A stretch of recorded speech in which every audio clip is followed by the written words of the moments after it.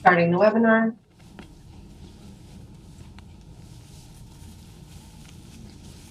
Good morning and welcome to today's hybrid New York City Council hearing for the Subcommittee on Zoning and Franchises. To minimize disruptions, please place all electronic devices to vibrate or silent mode.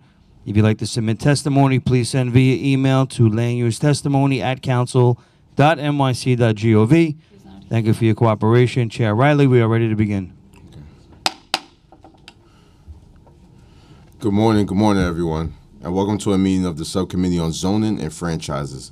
I'm Councilmember Riley, Chair of the Subcommittee. This morning I am joined by Councilmember Lewis, Botcher, Showman, Carr, and remotely by Councilmember Moyer.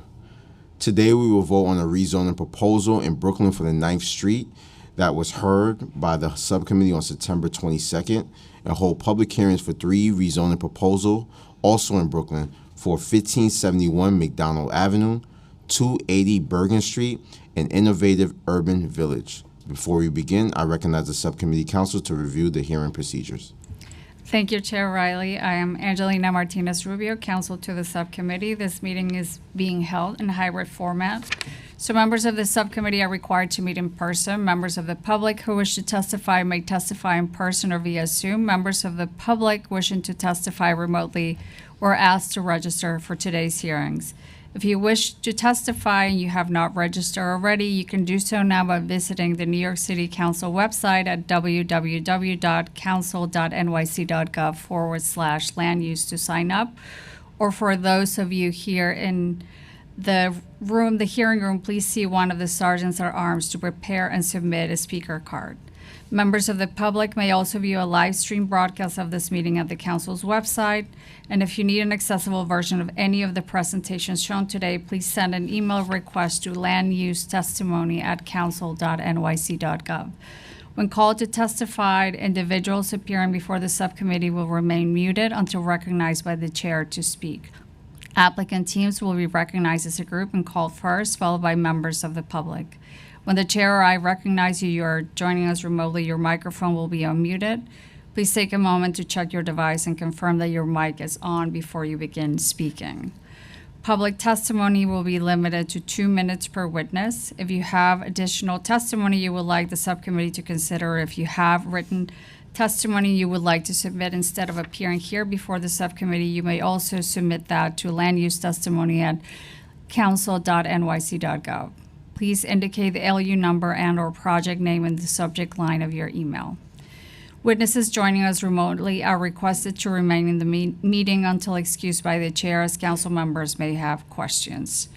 Finally, there will be pauses over the course of this hybrid meeting for various technical reasons, and we ask that you please be patient as we work through any of these issues. Chair Riley will now continue with today's agenda items. Thank you, Council. Today we will vote to approve with modifications LUs 110, 111, and 112 relating to the 9th Street rezoning proposal in Councilmember Hanif's district in Brooklyn. The proposal would rezone the existing M2-1 to an M1-4/R7A zoning district, establish a new special use district, and an MIH program area utilizing MIH option 1, as well as grant as special permit to waive accessory residential parking requirements. These approvals will facilitate the development of a new mixed-use building. Our modification will be to rezone to an M1-4/R6B zoning district instead of the proposed M1-4/R7A to better reflect the character of this block and the nearby built context, which was similarly rezoned as part of the recent Gowanus neighborhood rezoning, while also maintaining the MIH requirement for the development site. We will also modify the text amendment to reflect the zoning district change and to add deep affordability option. Finally, we will also modify the zoning special permit to reflect the zoning district change. Councilmember Hanif is in support of this proposal as modified. Are there any council members with questions or remarks at this time? I will now call for a vote to approve with modifications LUs 110, 111, and 112 for the 9th Street rezoning proposal. And council, can you please call the roll? Chair Riley. I don't know. Chair, former Chair Moya, online. Thank you. I vote aye on all. Chair Lewis. I vote aye. Councilmember Bottcher. Aye on all. Councilmember Schulman. Aye. Councilmember Carr. Aye on all. The vote currently stands at 6 in the affirmative, no negatives, no abstentions, and we will leave the vote open. Thank you, Council. To begin today's meeting, I will now open the public hearing on the pre-considered LUs relating to ULIP numbers C210230 ZMK and N210232 ZRK relating to the 1571 McDonald Avenue rezoning proposal in Councilmember Yeager's district in Brooklyn. This application seeks a zoning map amendment to rezone an existing R5/C2-3 zoning district within the Special Ocean Parkway District to a C4-4L district and a related zoning text amendment to map an MIH program area. For anyone wishing to testify on this item, if you have not already done so, you must register online, and you may do that now by visiting the council's website at council.nyc.gov/land use. Council, can you please call the first panel for this item? Yes, and if we could have, sorry, if we could have the panelists join us up here, and while you set up, I'll say your names. Oh, okay. While we're having you guys set up, we're going to take the vote for Councilmember Abreu. So continuing the vote for land use items 110, 111, 112. Councilmember Abreu. Aye. So the vote currently stands at 7 in the affirmative, no negatives, no abstentions, and we will leave the vote open. Thank you.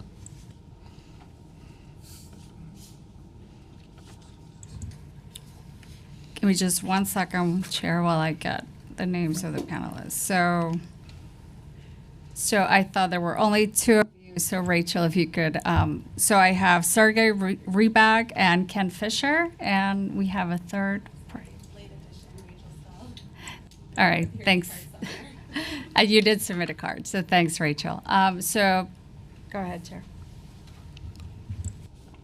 Council, can you please administer the affirmation? So panelists, can you please raise your right hands and answer into the mic the following questions? Do you affirm to tell the truth, the whole truth, and nothing but the truth in your testimony before the subcommittee and in your answers to all council member questions? Yes. Thank you. For the viewing public, if you need an accessible version of the presentation, please send an email request to landusetestimony@council.nyc.gov. And now the applicant team may begin. Panelists, as you begin, I'll just ask that you please reinstate your name and organization for the record. You may begin. Dear committee, good morning. Thank you for the opportunity to present. My name is Sergey Rybak. I'm one of the principals of the development entity 1571 Development LLC. We are a real estate company in Brooklyn. We operate by owning buildings, developing buildings, and this is an opportunity that we seek to embark on approximately 2.5 years ago to start this rezoning process. Currently, the lot we acquired in 2017, and it is a spa. We came before you a few years ago to seek a cultural establishment permit, which was granted. Last week, I believe, we received our TCO for a large facility. It's a 50,000 square foot spa. And we're waiting now for our DOH approval, which should happen probably this week. Approximately 2.5 years ago, a furniture store that occupied 30% of the lot went out of business.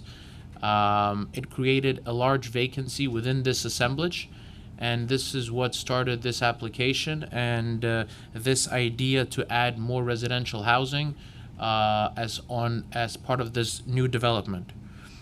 I would like to introduce my team, Rachel and Ken, who are our counsel, and thank you very much for your time. Thank you. Good morning. I'm Ken Fisher. I'm a member of the law firm of Cozen O'Connor. We're land use counsel for the applicant, and Rachel Skull is my associate. I'm going to do the principal presentation. She's available in case I get something wrong, as I often do. We also have the project architect available if that's necessary. If we can get the presentation up, please. And we'll go to the next slide. Great. So the site is on McDonald Avenue, between Avenue M and Avenue N. And the notable feature about this is as you can see, we're basically right where there's an elevated train line, and in fact, there's a station for the N on the block. And just want to mention that we did confirm with the MTA actually even before zoning for accessibility went into effect, and then afterwards that there was not a suitable opportunity for them to take advantage of our development to make the station more accessible. Next, please. We're in the Special Ocean Parkway district. It is not otherwise affected, and the basic functions of the special district are not affected. What we're proposing to do is to rezone from what is currently a R5/C2-3 with a 1.65 FAR to a C4-4L, which is an R7A equivalent with a 4.6 FAR with MIH. This zoning designation was actually suggested to us by the Department of City Planning. They developed it specifically for corridors like this, where you have an elevated train, areas well served by mass transit. The commercial, as you can imagine, underneath the L is not particularly active, and it's an opportunity to take advantage of the transit for additional development. We're also proposing, there's a small piece you can see on the map on the left. There's a on the right rather. There's a small piece where the commercial wraps around. City Planning felt that wasn't appropriate. The current use is residential, so that's being eliminated. It otherwise doesn't really affect what our proposal is. Next, please. So we are a mid-block site. As Sergey mentioned, currently under development is a pretty substantial spa. It'll have wonderful facilities, multicultural. We think it's going to really help with the revitalization of the area. The ends of the block are part of the rezoning application, but they're not considered soft sites at this point. Most of the lots are individually owned. At the end of the block, there's a new community facility, 4-story community facility that's being built pursuant to a variance. Next, please. Just a quick picture of the spa, and we'll go to the next slide, please. So what we're proposing to do is basically add 116,000 square feet of residential space on top of the spa. We're also going to be adding about 5,500 square feet of commercial space, bringing it to a total of 27,700 square feet of commercial space. And the permitted size of the building would be 108 feet. We're accommodating 72 required parking spaces, 37 for the commercial and 35 for the residential. But you know, sometimes things work out in ways that you didn't necessarily anticipate.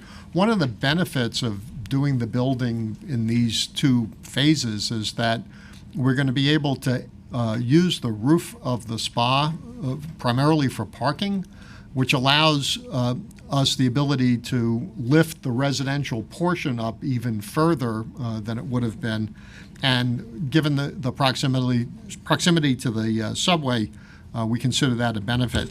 The zoning also, if we go to the next slide, please, the zoning also provides for us to set back 40 feet for the residential. So the commercial is set back 20 feet. There's actually a small part with an additional 5-foot setback, but the residential will be 40 feet back from the trains. And yes, there is provision for a little bit of green space and a green roof. I think you'll see that in one of the renderings in a few minutes. Next.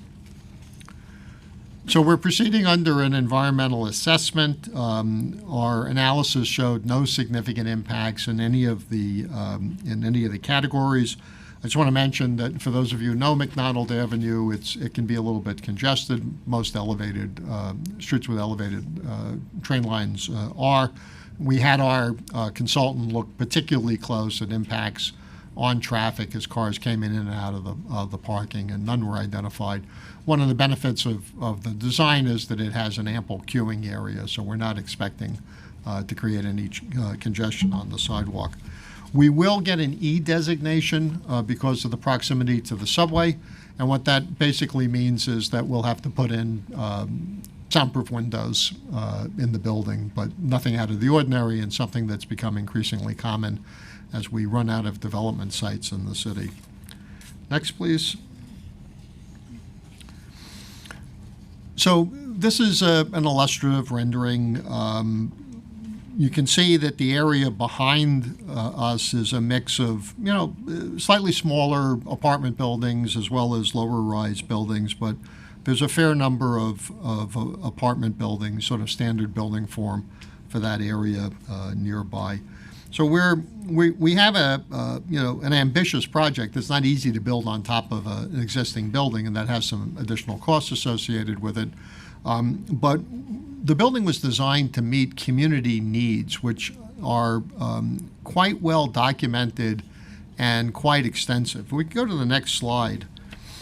In 2017, the Furman Center identified this community board as having the third highest severe crowding rate in New York City.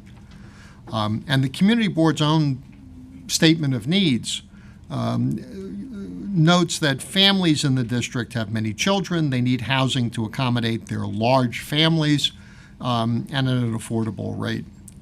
So our building has been designed with only 2 and 3 bedroom apartments. And the apartments are designed to be larger, 25 to 30% larger than the minimum standards that HBD requires for inclusionary housing. So let me just repeat that. 2 and 3 bedroom apartments that are 25 to 30% larger than the HBD minimum requirements. And the units distributed throughout, the finishes will all be identical. This is genuinely intended to meet a bona fide and unique need in the community, and where we think that we can make a contribution. As mentioned, we're having this mapped as MIH option 2.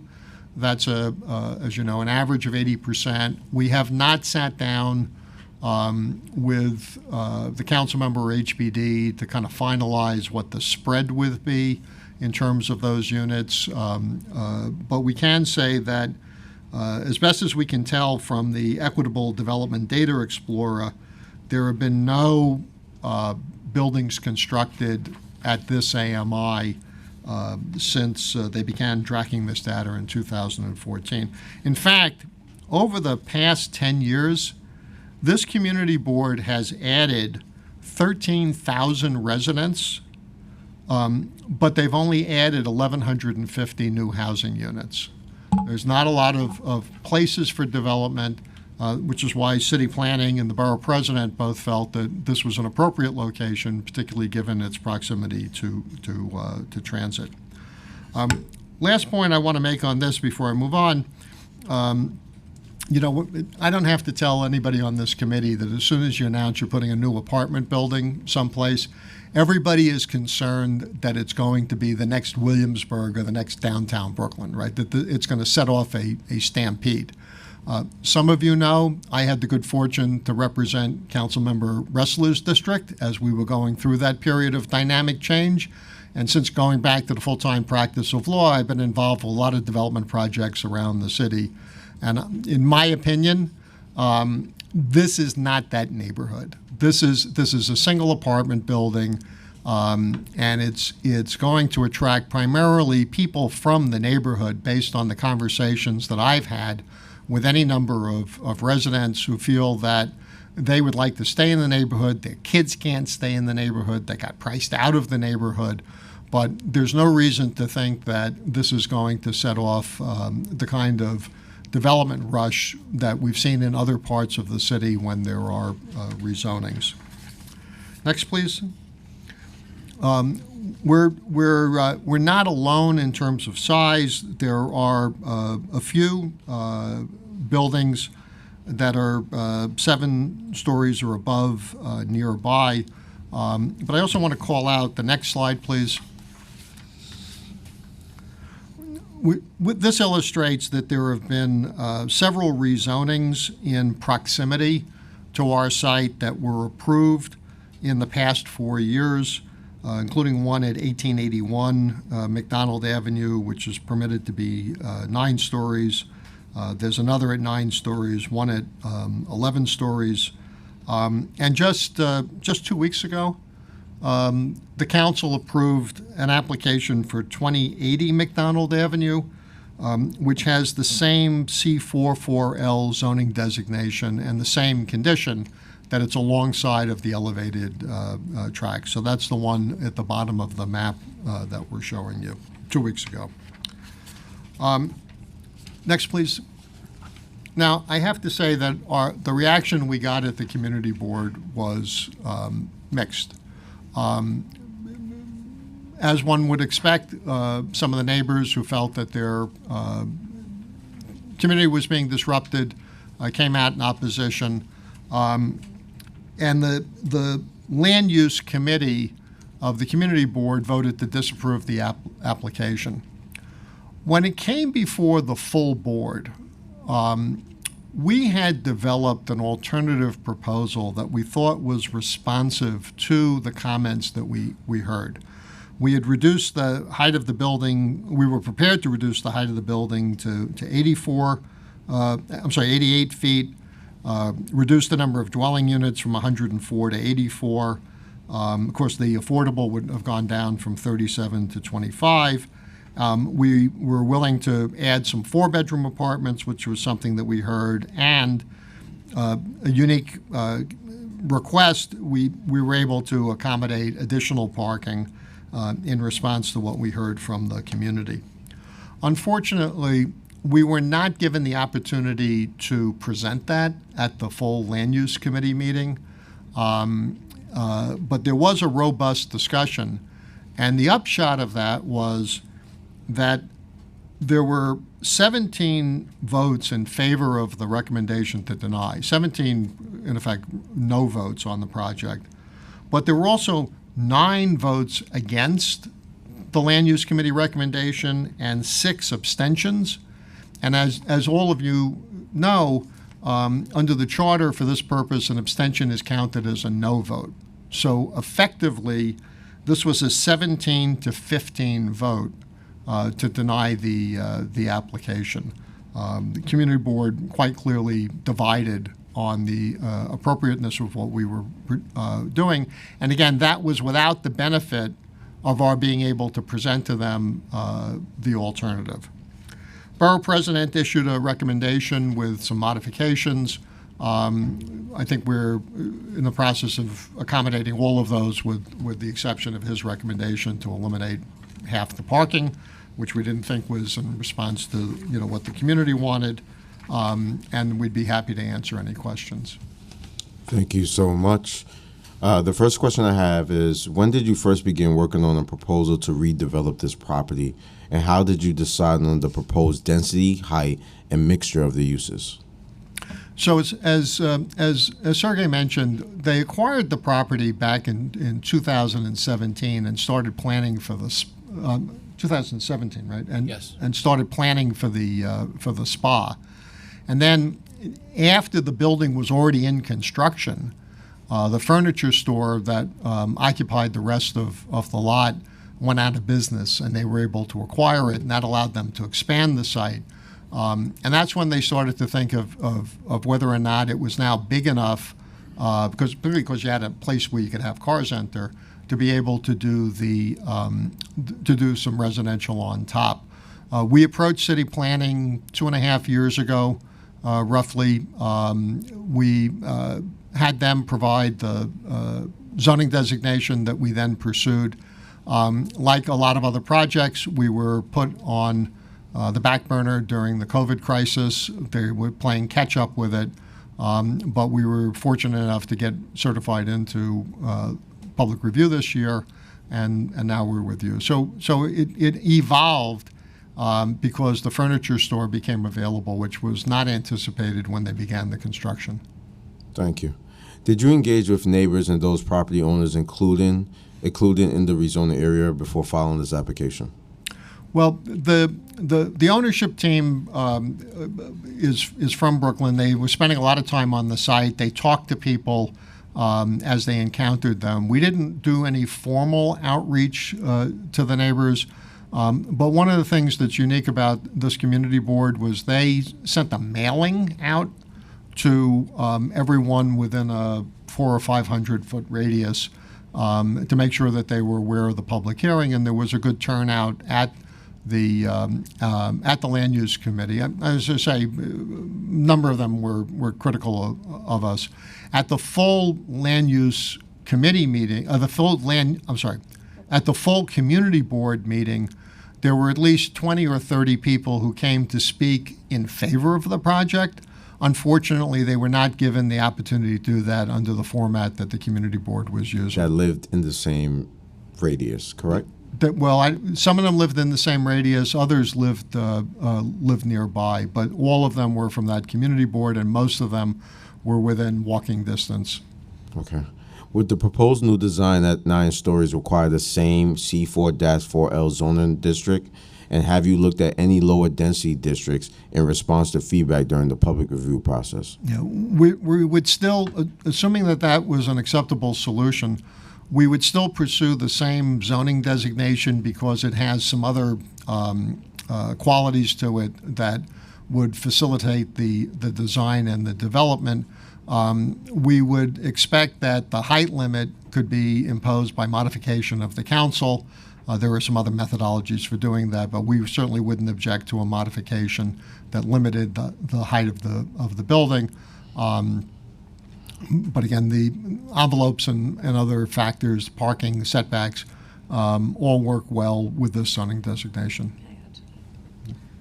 Just to add to that, Rachel Scull, Cozen O'Connor. Just to add to that, the C44L district, one of the biggest benefits is the setbacks. So what you have where you have the C44L map next to the above ground train, you get to have basically a lower permitted base height so that you can set back sooner, so that you can get your bulk away from the train. So we're setting back 20 feet when we get to the residential portion, 20 feet from the street line. We have a very wide street here, 100 feet wide, very generous sidewalks.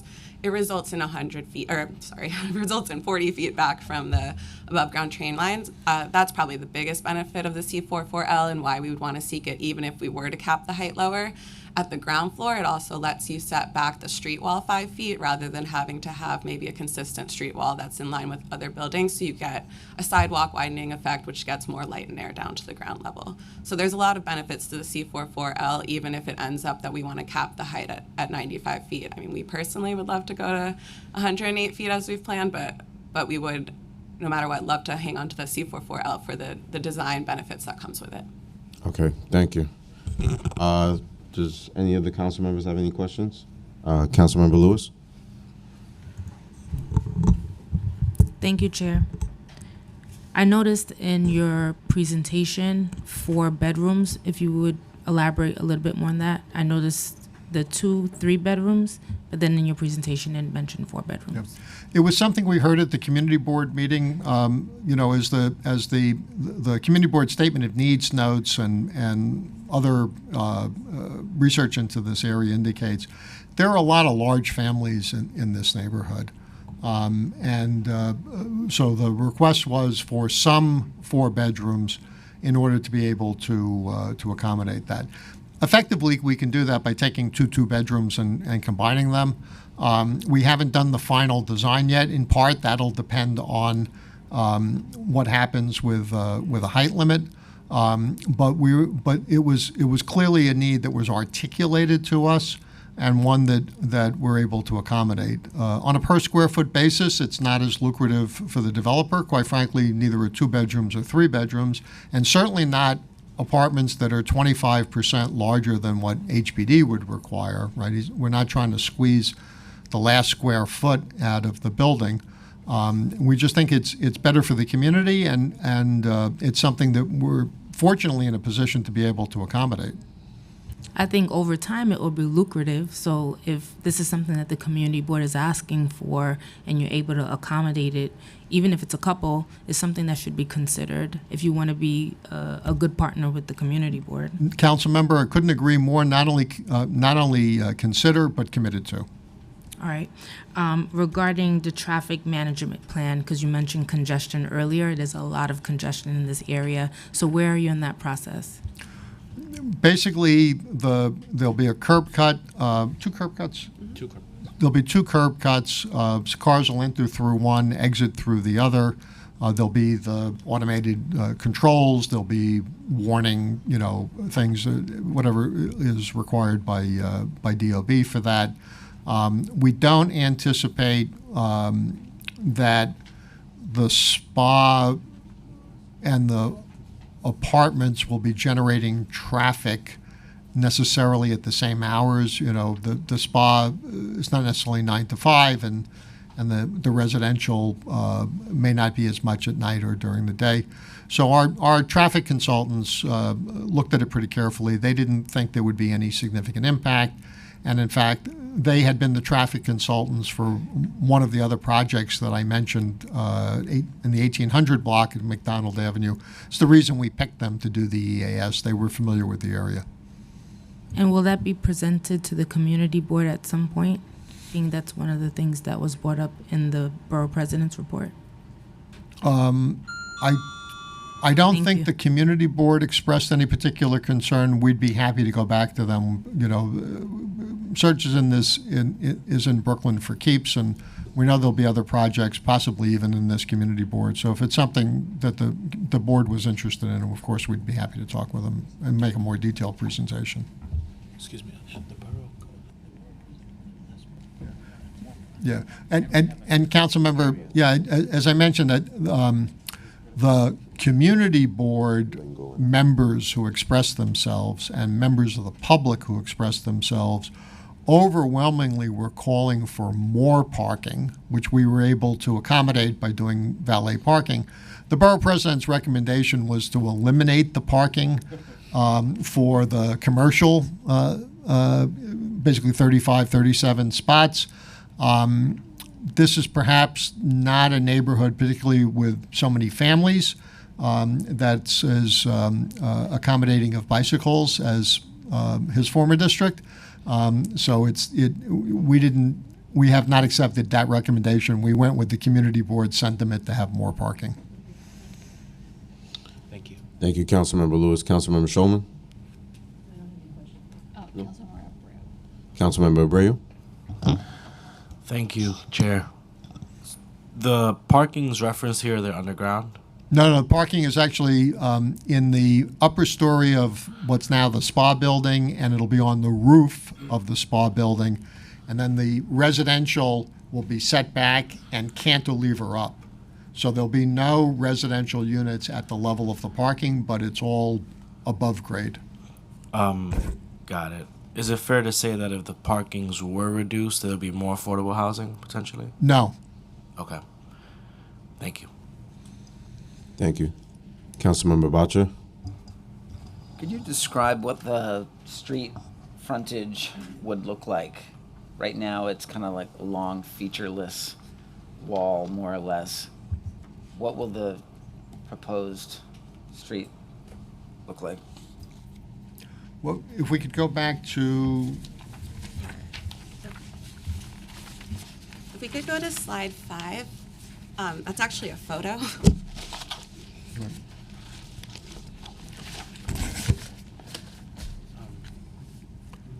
Hi, we could elaborate on that just a little bit. So the entire length of the site is 280 feet. Approximately 180 feet is taken up by the spa. The spa has, this is just a portion of the spa. There's also a garage entrance on the right side. There is some glass entries on the left side, and then 30% of the site, which is now the vacant furniture store, would be your conventional residential entry, which would be storefront, typical kind of storefront material with a garage next to it as well. So the entire street is actually engaged with different materials. There are night lights.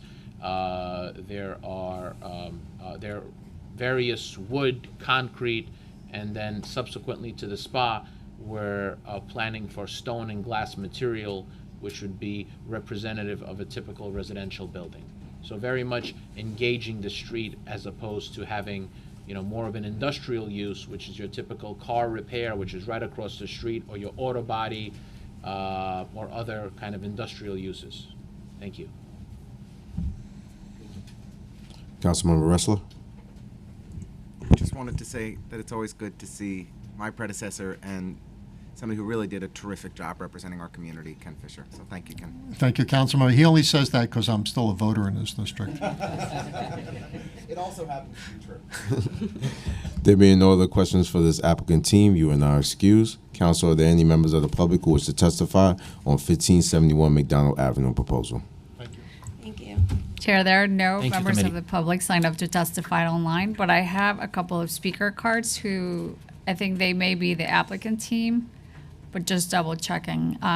Igor and Mark are part of the applicant team. So if there's anyone here to testify on 1571 McDonald, can you please identify yourself right now? Doesn't look like there's anyone, Chair, so we can go ahead and close the hearing. Thank you. There being no other members of the public who wish to testify on the pre-considered LUs relating to ULIP number C210230ZMK and N210231ZRK relating to the 1571 McDonald Avenue rezoning proposal, the public hearing is now closed and the item is laid over. To continue with today's meeting, I will now open the public hearing on the pre-considered LUs relating to the ULIP numbers C220188 ZMK and N220189 ZRK relating to the 280 Bergen Street rezoning proposal in Councilmember Wrestler's district in Brooklyn. This application seeks a zoning map amendment to rezone an existing M1-2 zoning district to an R7D/C2-4 and an R7A zoning district and a related zoning text amendment to map an MIH program area. For anyone wishing to testify on this item remotely, if you have not already done so, you must register online, and you may do that now by visiting the council's website at council.nyc.gov/land use. For anyone here in person wishing to testify, please see one of the sergeants at arms to prepare and submit a speaker's card. And I would like to yield my time to Councilmember Wrestler to give any remarks regarding this project. Councilmember Wrestler. Thank you so much, Chair Riley. I'd be remiss not to just recognize Reverend Bernard, who's here with us today. It's one of the most distinguished spiritual leaders in New York City, so it's always good to see you. I want to thank, firstly, just my staff who work incredibly hard and do a terrific job, especially Arvind, who's here with us today. He's our land use director. Arvind Sawani guides us through every land use application, and our chief of staff, Mariana. Thank you for working so hard and so smart on behalf of District 33. As a candidate for office, I would talk with neighbors often about how frustrated I am with the ULIRP process and how broken it is, and how it often feels like the council member and a developer are negotiating in a back room somewhere and let the community know how this whole thing plays out. And we wanted to do something different in District 33. And I think we are in the process of achieving that with this project. Last fall, the development team reached out to me before I'd even taken office, and we sat down for coffee. And what we laid out together was a community engagement process that, after going through the community board, they would meet on a number of occasions with a handful of key community leaders, NYCHA Tenant Association presidents, civic association leaders, community board representatives, community-based organization representatives, and that we as a cohort would work together to give feedback to the development team to try to make this a better project. I really want to thank the community leaders who have taken the time to meet with the development team and offer their insight and expertise to try to make this a better project. Daughtry from Community Board 2, Howard from the Borum Hill Association, Miss Bell from the Wyckoff Gardens TA, Miss Brown from the Warren Street TA, Sabine and Jay and the whole team at the Fifth Avenue Committee. Your expertise and your time have really improved this along the way, and I really deeply want to thank you. I also want to recognize the developers for something else they've done here. When they approached me last fall about this project, I said plainly, you know, my sine qua non was there are 2 city-owned lots on this block that they had site control of for the next 50 years. You have to give them up and see that they are, so that we can develop them as truly affordable housing. Get the 100% affordable housing we need on these 2 city-owned lots that have been used as parking since before I was born. And I can't, frankly, think of a better thing to do as a council member than turn parking lots into 100% affordable housing. And for us to do it in one of the wealthiest neighborhoods in Brooklyn is especially important. So there is still many things for us to work through on this project. I have some ongoing concerns and issues that I hope that we will work through some of today, and I know we'll work through in the weeks ahead. But I think there's a lot here that's been going right, and so I just want to say that in the opening remarks, give these folks a chance to, you know, share their shtick and ask some questions, and really just, again, want to thank the community members who've been working with us so closely to try to get this to a better place. Thank you, Councilmember Ressler. Council, please call the first panel for this item. So the panelists can just approach the podium as I call your names: Dan Eggers, Jay Siegel, and Rich Dillon.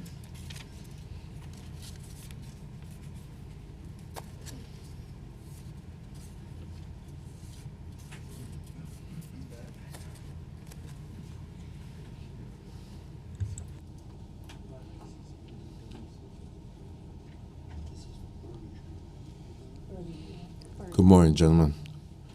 Council, please administer the affirmation. Panelists, can you please raise your right hand and give me your answer into the mic to the following question. Do you affirm to tell the truth, the whole truth, and nothing but the truth in your testimony before the subcommittee and in your answers to all council member questions? I do. Thank you. For the viewing public, if you need an accessible version of this presentation, please send an email request to landusetestimony@council.gov. landusetestimony@council.nyc.gov. And now the applicant team may begin. Panelists, as you begin, I'll just ask that you please reinstate your name and organization for the record. You may begin. Sure. Good morning. Dan Eggers, land use attorney at Greenberg Trarg. Good to see you again, Chair Riley, and of course, Councilmember Ressler and committee members on this foggy morning. And Councilmember, thank you for your gracious remarks before. It's appreciated. Can we get the presentation up, please? There we go. Next, please. And before I begin, I'm joined here by my colleague, Jay Siegel, in case I say something I shouldn't, and Rich Dillon representing ownership. This is an application by an affiliate of the Ulano Corporation to rezone the western portion of the block bounded by Nevin Street, 3rd Avenue, Bergen Street, and Wyckoff Street in Borum Hill, so it is all in a residential zoning district, and to map MIH options 1 and 2 over the rezoned area. Next, please. As you see, this is the only manufacturing zone block in this area.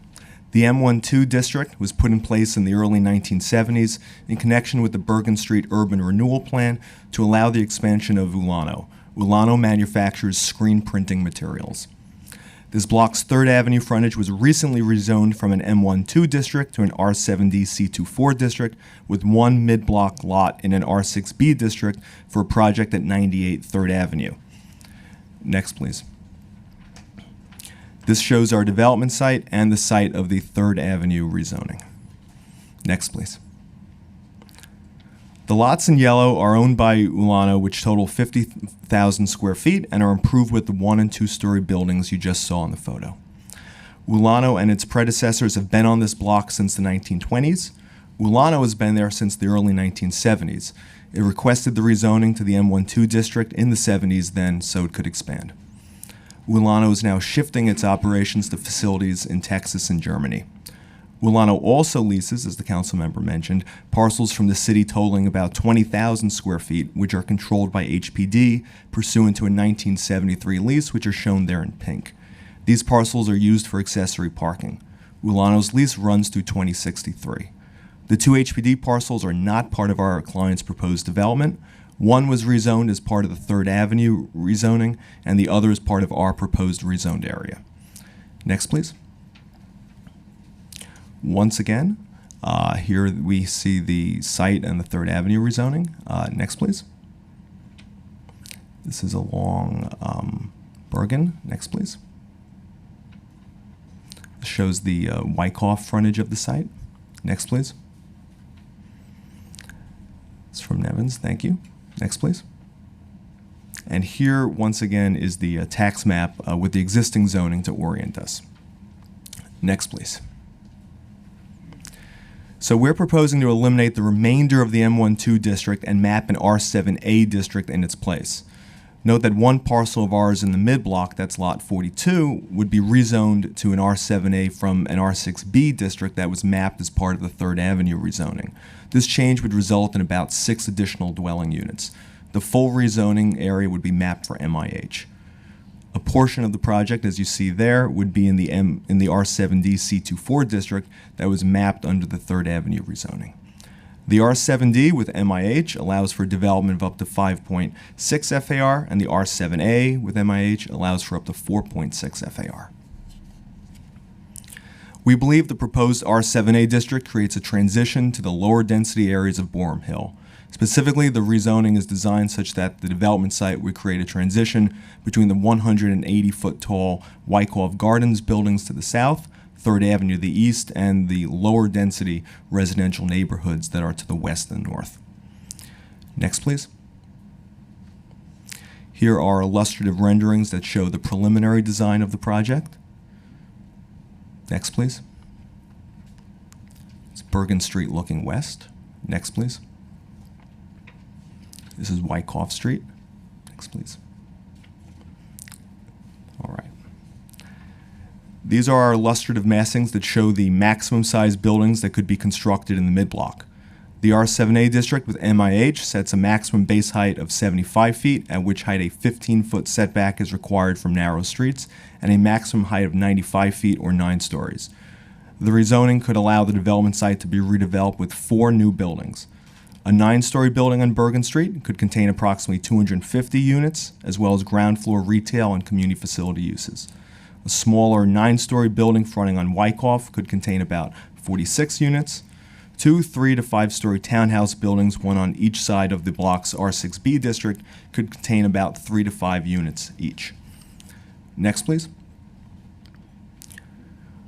Altogether, the contemplated development would contain about 238,000 square feet of floor area, including about 5,000 square feet of commercial floor space and 5,000 square feet of community facility floor space, and about 228,000 square feet of residential floor area. The development would contain about 300 dwelling units. Our application includes MIH options 1 and 2. As you know, option 1 would require 25% or 75 units be affordable and an average of 60% AMI, of which 10% must be affordable and 40% AMI.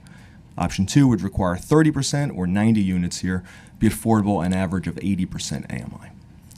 We had 3 concerns expressed by the Community Board. First, the Community Board expressed concern that given the site's proximity to mass transit, the development should not need required parking, and we originally proposed 125 parking spaces. So in response to this concern, we've begun applying for a special permit to waive the development's parking requirement. We have submitted a draft land use application to City Planning along with a tech memo, and we're hopeful for certification around the end of this year. Second, height. Councilmember Ressler, as he mentioned, has convened multiple meetings of community stakeholders, including members of the Community Board, Wyckoff Gardens, the president of the Boerum Hill Association, and will be speaking with the council member again this Friday. In response to comments from those stakeholders to improve the development's relation to surrounding lower-rise buildings to the west, we are agreeing to increase setbacks for the western edge of the proposed development, which I'll show in the next slide here, please. This shows the development setting back from the development site's western lot line along Bergen Street above the fourth floor 20 feet at floors 5 to 7, and floors 8 and 9 setting back an additional 10 feet, so there's a total setback of 30 feet. It was previously 10 feet. In addition, this shows a portion of the development on Wyckoff flipping its core to its eastern portion to reduce the height in its western portion. We'd also heard from some in the community that they could actually be comfortable with greater height with the project's height if there was greater affordability. And third, affordability. Councilmember Ressler has, as he mentioned, asked Ulano to terminate its lease of the HPD parcels, which has over 40 years remaining, in order to facilitate a future HPD proposal on those parcels, and Ulano will agree to do so. We note that the HPD parcels could be redeveloped with 100% affordable housing, having about 100 affordable housing units. We understand the council members having conversations with HPD to seek assurances that HPD will timely undertake the process to redevelop those parcels. And lastly, I want to recognize my colleague Mark Weprin, who's here too. Thank you, and we welcome any questions. First and foremost, it's really impressive to see the work that you've been doing with the community and the council member. This is how we get projects done, and this is how we make sure and ensure that our community members have a seat at the table, especially when development is coming. So I just want to start that off and commend you for the work that you've been doing, especially with Councilmember Ressler. It's not easy to please him, so this is a good sign. No comment, but thank you. But to continue, the community board and the borough president expressed concern about lack of environmental or green infrastructure in this plan. Can you please describe the strategies you will employ to meet building energy requirements and maintain a stormwater on-site? Sure. So the chosen contractor we're contemplating use green strategies during construction, ranging from leading energy efficient construction methodology and equipment usage and process. And under consideration are various measures. That would include the design and building standard of using predominantly electric power, a highly efficient skin and window systems, green roofs, a landscape rear yard potentially serving as a stormwater infiltration area, as well as extensive new tree planting as permitted along the streetscape. And ownership does have every intention of designing as many LED level specifications as possible. Thank you. Does your plan include any green infrastructure investments such as rain gardens in the public right of way? We're open to consulting and coordinating with DEP and DOT on rain gardens. Okay. In addition to the new affordable housing that will be provided on this site, this development will be adjacent to 3 different NYCHA developments. How will you ensure that the commercial space in your building serves lower income residents and neighbors? So as part of the conversations we're having with the community, where we've discussed potential uses that could be in that space that would be desired by the community, and also potentially allowing for rents at below market for such uses, and that's part of the ongoing discussion, and we do want to see something in that space that would serve the community.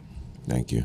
And my last question, if the rezoning is approved, will you guarantee that the existing commercial lease on the HPD properties included in the rezoning area will be relinquished to the city? Yes. Thank you. Councilmember Ressler? Thank you, Chair Riley, and just because he's not up here, thank Mark for his real help and partnership on this one. So just a bunch of questions. I'll try to go quickly and ask for kind of quick answers because I know we got other folks waiting. Firstly, do you all commit to signing, or at the very least making best faith efforts to sign a community benefits agreement with the Fifth Avenue Committee and the Boerum Hill Association that memorializes the various community benefits that we aim to achieve together in this project? Yes. Right. We've gone through the status of the relinquished city properties, or actually just where are we in the process, just for the record, on the relinquishing of the city properties? Sure. So we received recently a draft lease termination agreement from DCAS. The team is reviewing that, and we expect to provide comments to that agreement very shortly in the next few days. Okay. Do you expect for that agreement to be completed or executed by the time of the city council vote on this project? Yes. Great. The parking waiver, I think we've covered. One of the issues that many community members have raised concerns about are the serious chemicals that the Ilana Corporation has used at this site over the years. Could you share insight into how you'll be approaching the remediation of this location? Rich, please. Yes, thank you. There are no evidence, there is no evidence that there is a chemical problem from the site. Most people would describe the operation as having produced a dye that is used in a screen printing operation, not necessarily a chemical solvent that is dangerous.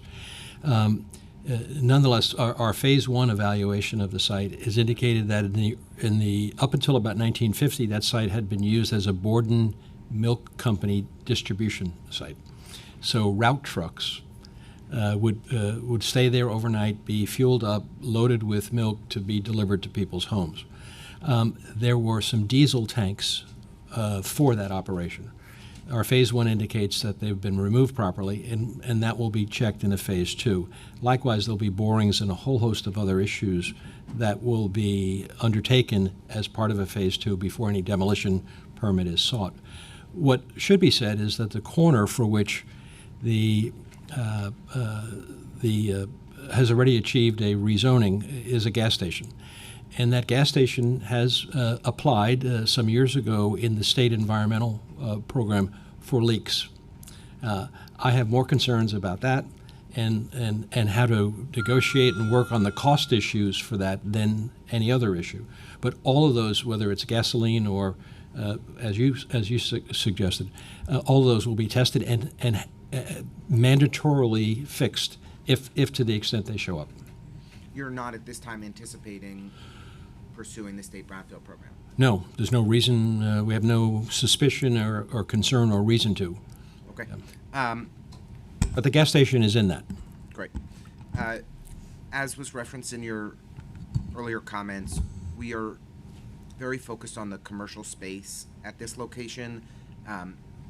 The primary supermarket that serves the public housing residents in the Gowanus area is a soft site in the Gowanus rezoning, and we're very concerned that we could lose a key access to healthy food and affordable food for public housing residents in our community.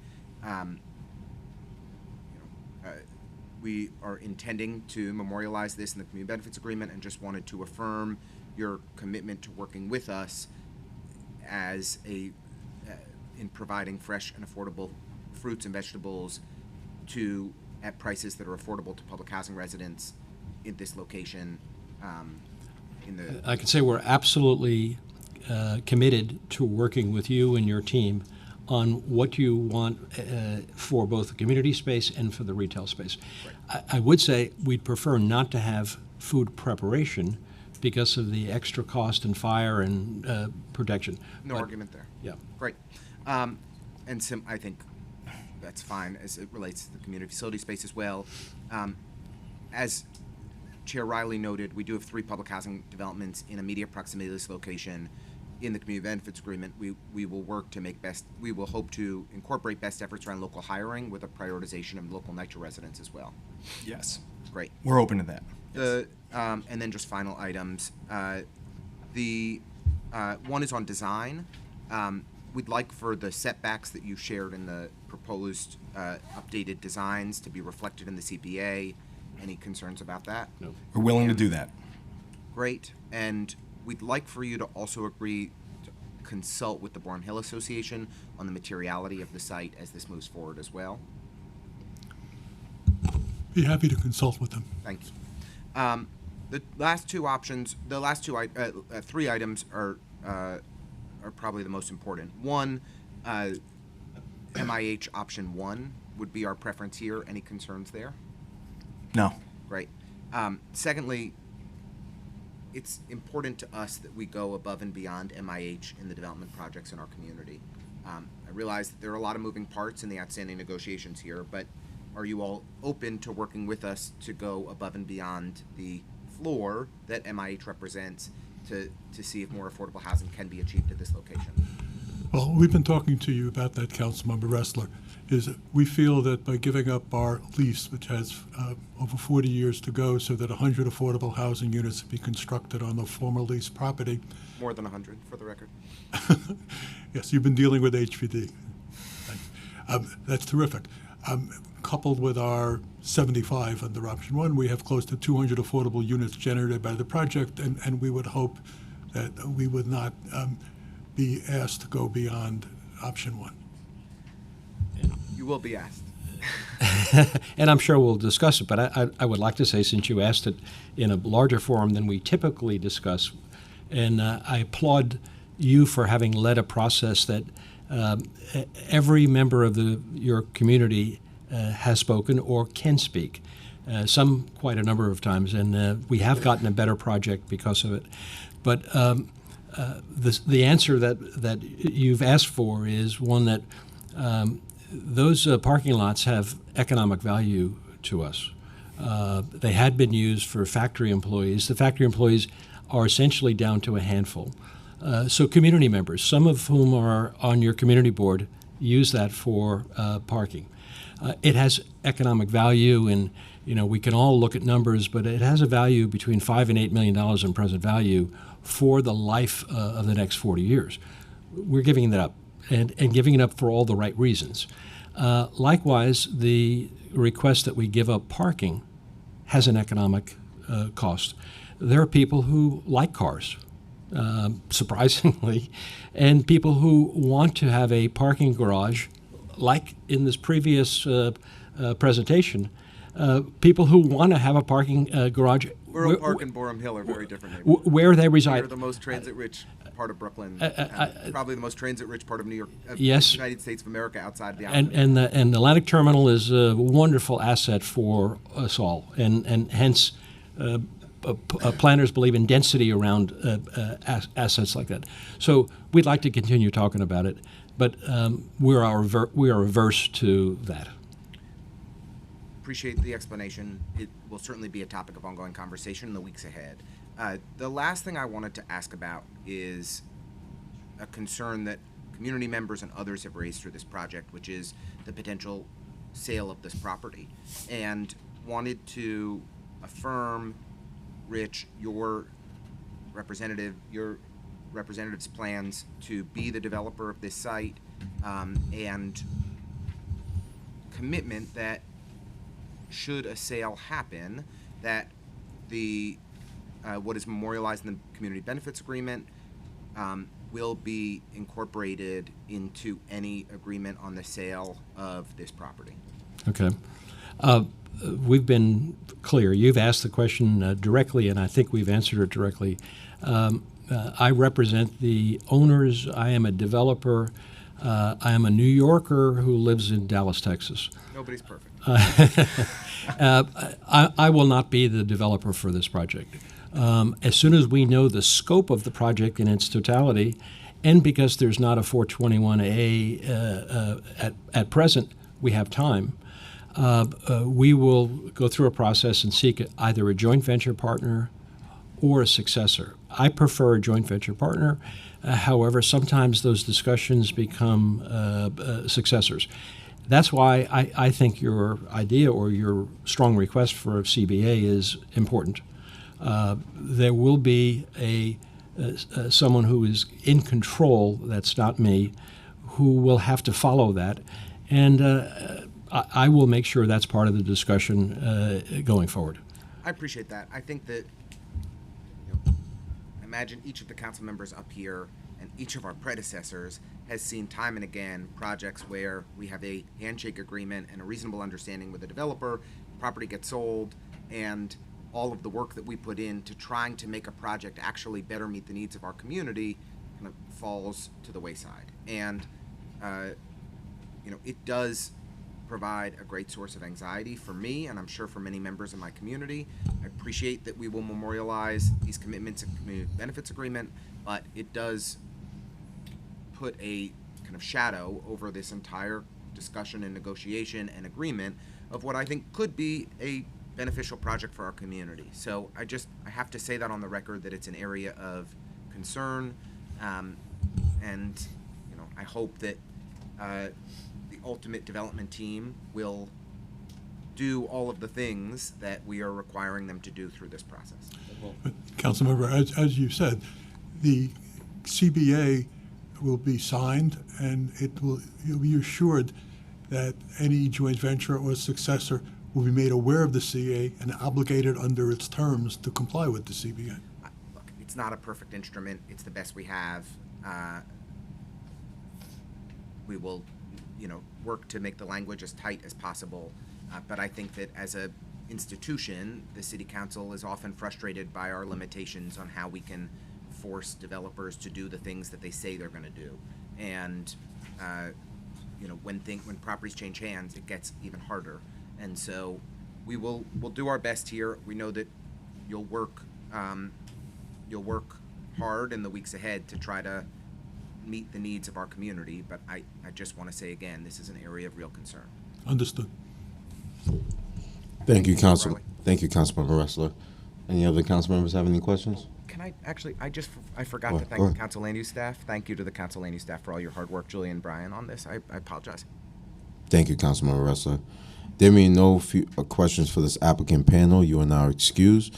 Council, are there any members of the public who wish to testify on 280 Bergen Street, proposed remotely or in person? Chair, we have 2 members of the public to testify remotely that are in the hearing. So while they're being promoted, I'll make an announcement. And also, if there's anyone here to testify on this project, please see one of the sergeants to submit a card. So for the 2 of you that are waiting to testify, know that you will be called in as a panel. And when you're ready when you hear your name being called, please prepare to speak when the chair says that you may begin. Please also note that once you're finished with your testimony, you will be removed from the meeting as a group. And once removed, you may continue to view the live stream of the hearing on the council website. We will now hear from the first panel, which is made up of Howard Collins and Logan Fars. I'm sorry, Logan, if I'm mispronouncing your name. So we'll hear from Howard Collins first. Starting time. Okay, thank you very much for the time. The Borum Hill Association supports the zoning with reservations. Only a few years ago, a more appropriate 6-story building would have been constructed. However, with MIH, 9 stories as are reflected in this proposal. This building will tower over the adjacent 4-story brownstones on Bergen Street and also on Wyckoff. It runs counter to the traditional zoning that calls for lower height mid-block than can be found on 3rd Avenue. However, we understand and support the need for affordable housing at all levels, so affordable units in our transit-rich environment are welcome. We'd like most of them to be at 60% rather than 80% AMI. We've talked about the CBA. We want one that binds this developer or any successor to building with the appropriate materials that respect their surroundings and the setbacks previously mentioned.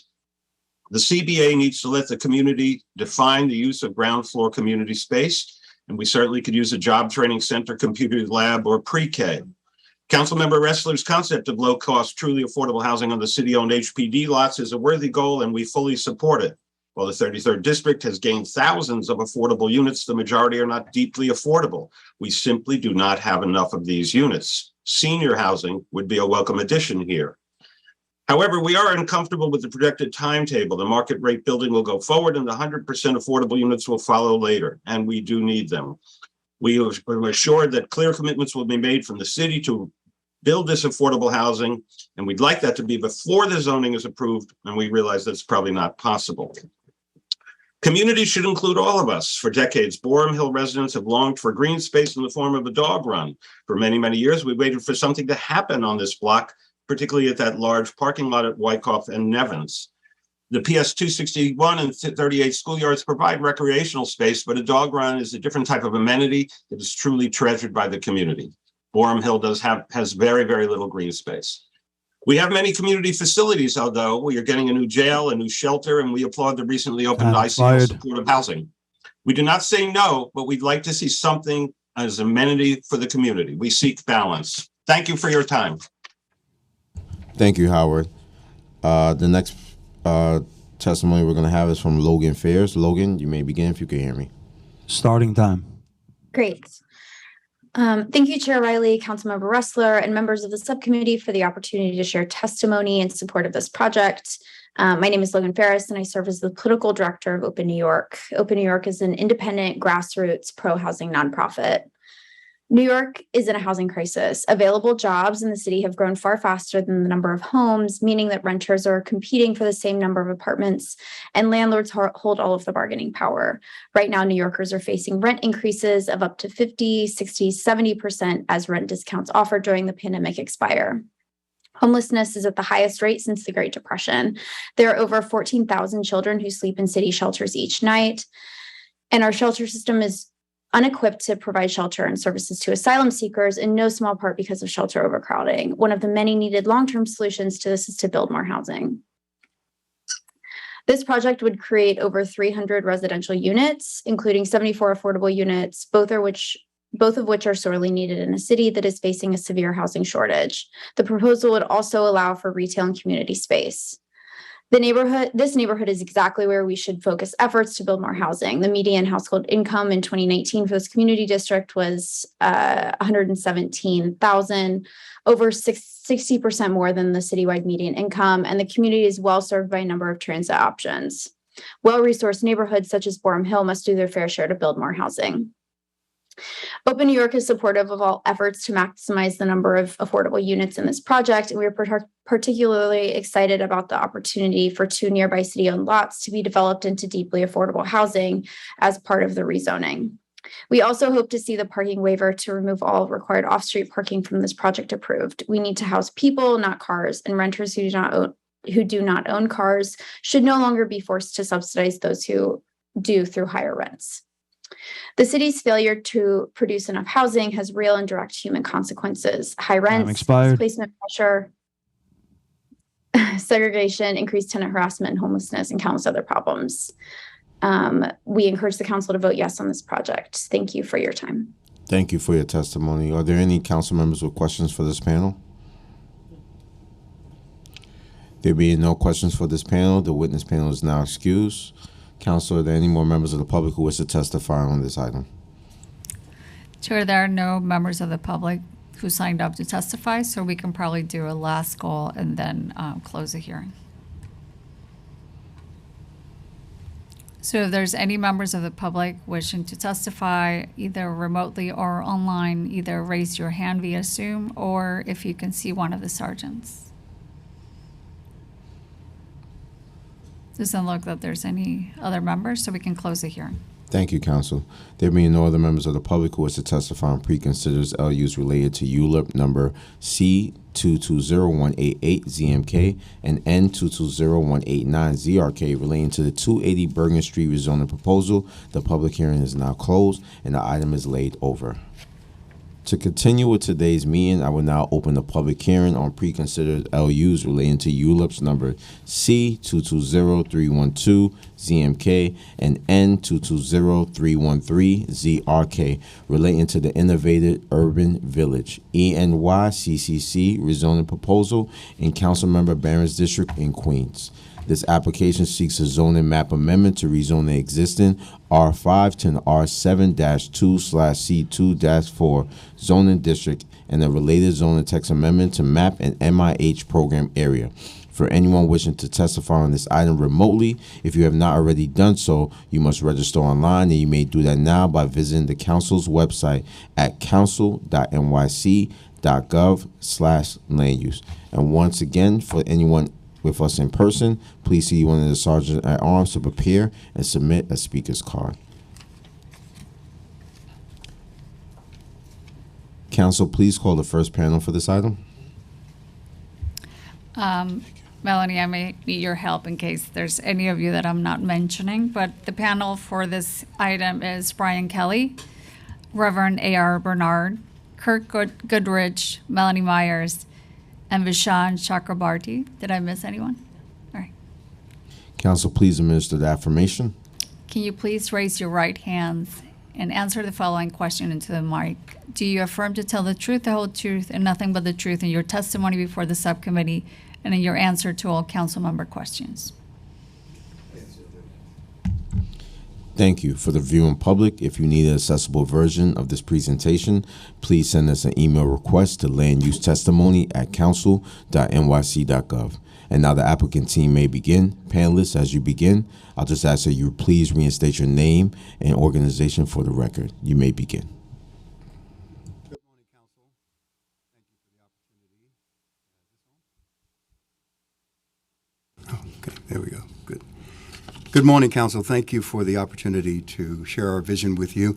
I'm Reverend A.R. Bernard, the pastor and founder of Christian Cultural Center, a joint venture partner in this development project. If we can go to slide 3.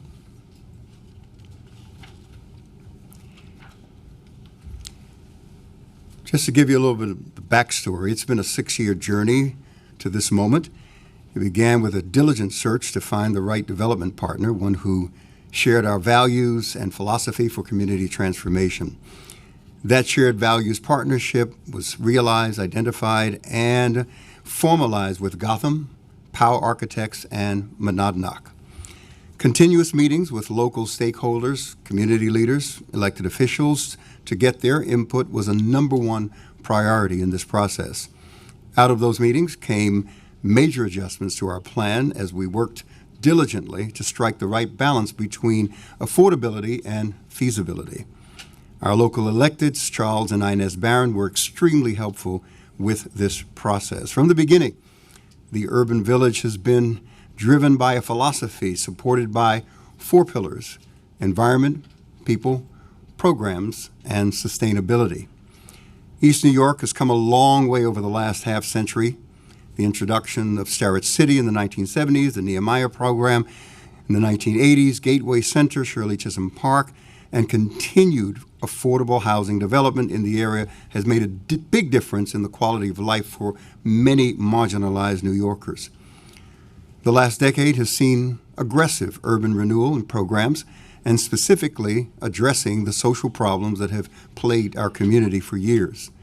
Christian Cultural Center's presence in the community has helped to reduce sex trafficking, gangs, and drugs along the Flatlands Avenue corridor, improving the quality of life for our local residents. Through the Urban Village program and project, we have an opportunity to build on that legacy of positive change. Our vision is to provide a sustainable community that allows for upward mobility for lower income bands without having to leave the community they grew up in. Not just with housing, but a quality of life with all the ingredients that make a livable, walkable community of people living and thriving together. Urban Village seeks to change the narrative that the only way up is out. It affords a more educated and upwardly mobile generation to stay in their community, contributing their creative, innovative, and intellectual capital, while protecting the lower and working class from the threats of gentrification. It includes rentals, home ownership, retail, commercial, medical, educational, vocational training, cultural, and community spaces, a cyber cafe, 24-hour childcare, and a performing arts center.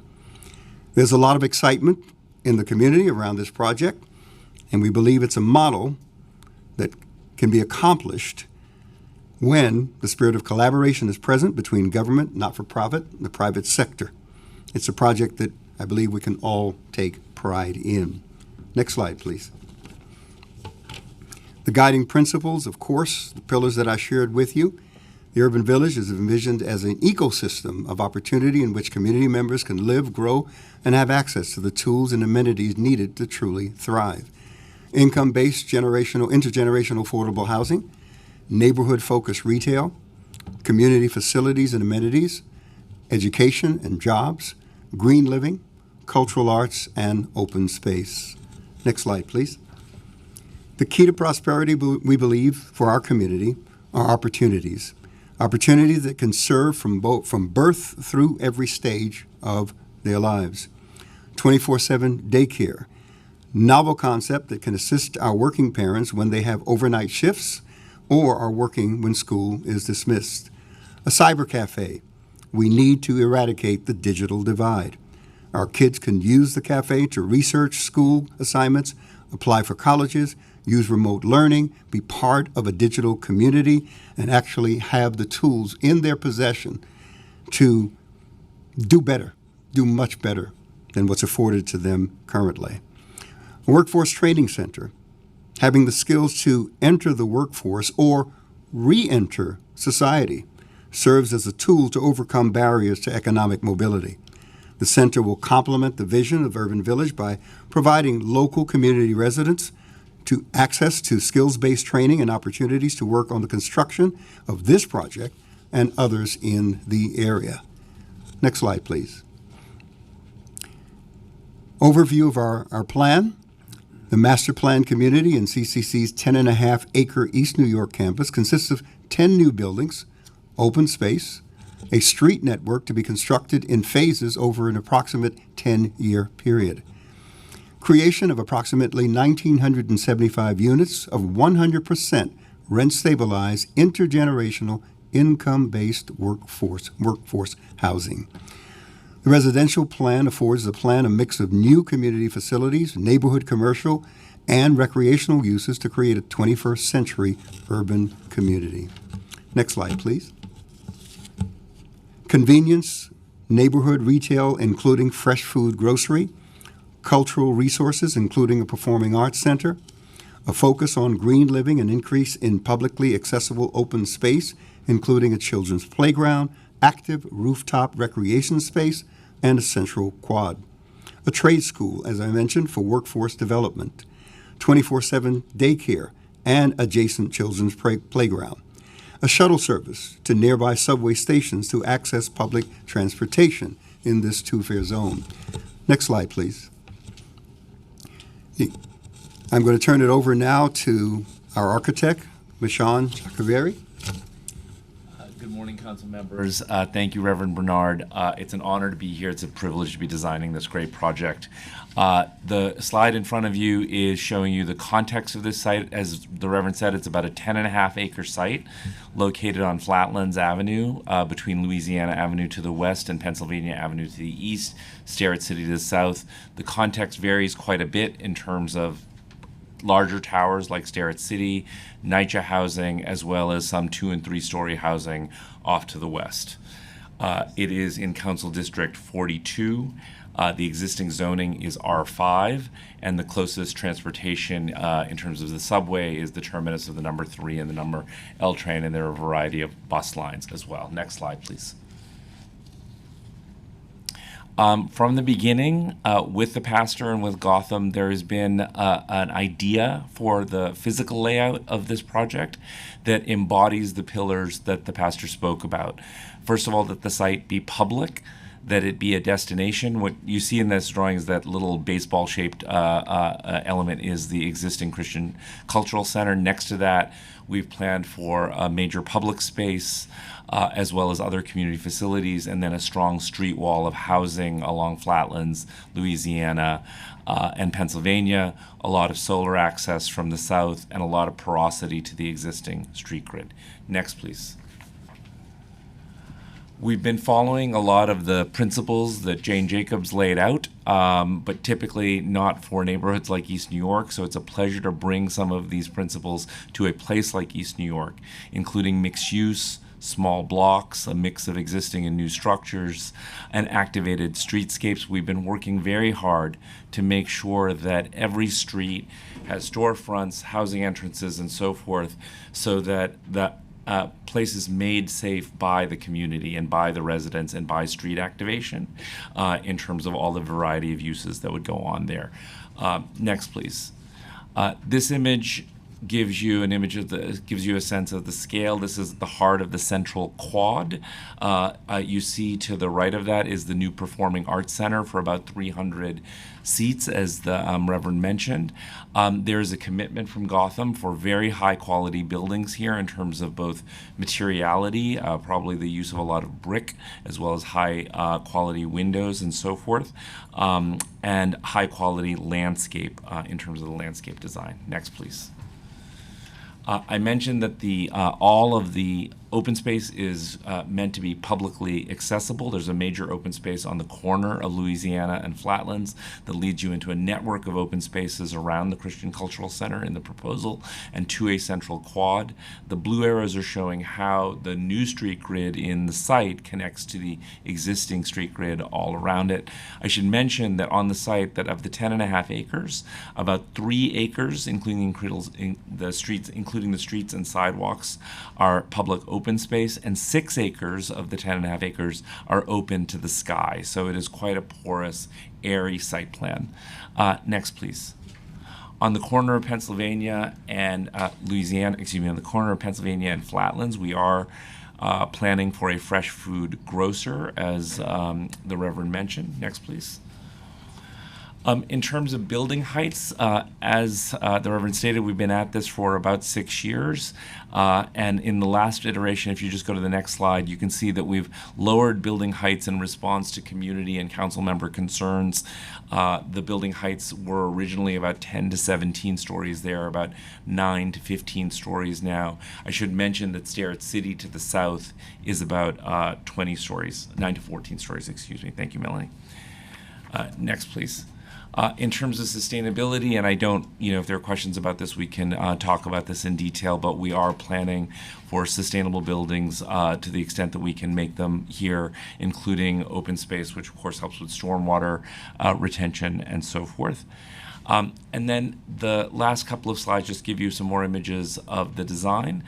Next, please. This shows you the corner of Louisiana and Flatlands. That is the existing church that you see, the lower building in the corner. If you're familiar with this corner today, it is fenced off. This would be completely open to the public, and there would be this sense of a gateway into the site from the ball fields and from Louisiana. And then next.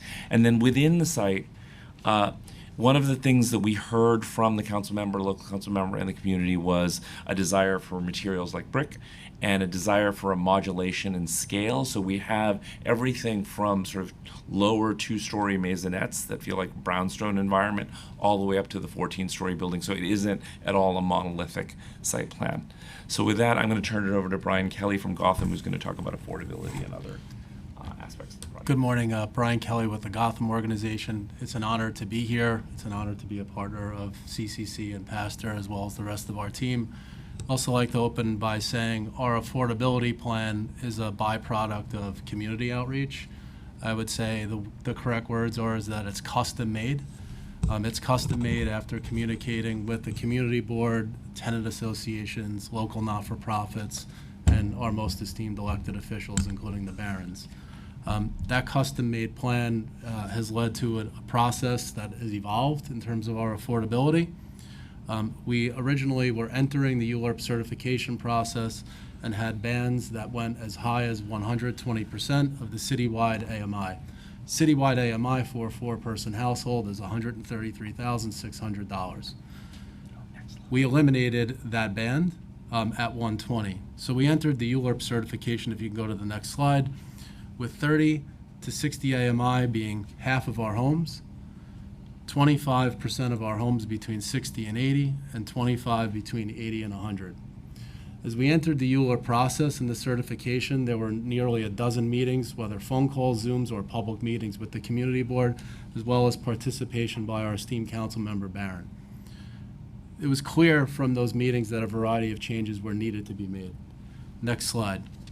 Those changes were first and foremost that the community did not feel that 100% at AMI for rentals was a fit. Our team huddled up and gave that a lot of thought, and looking at where the 2020 AMIs landed, we agreed. We eliminated it. Moreover, the community and the council member expressed concern that only 50% of the homes were between 30 and 60 AMI. We made a major change. We increased that to 60% of all rental homes between 30 and 50. I'll talk more specifically about what 30 to 50 means. 15% between 50 and 60, and 25 at 60 to 80, 80 being the upper income limit. That for all of the rentals. The 1,875 rentals would include 200 rental units for seniors.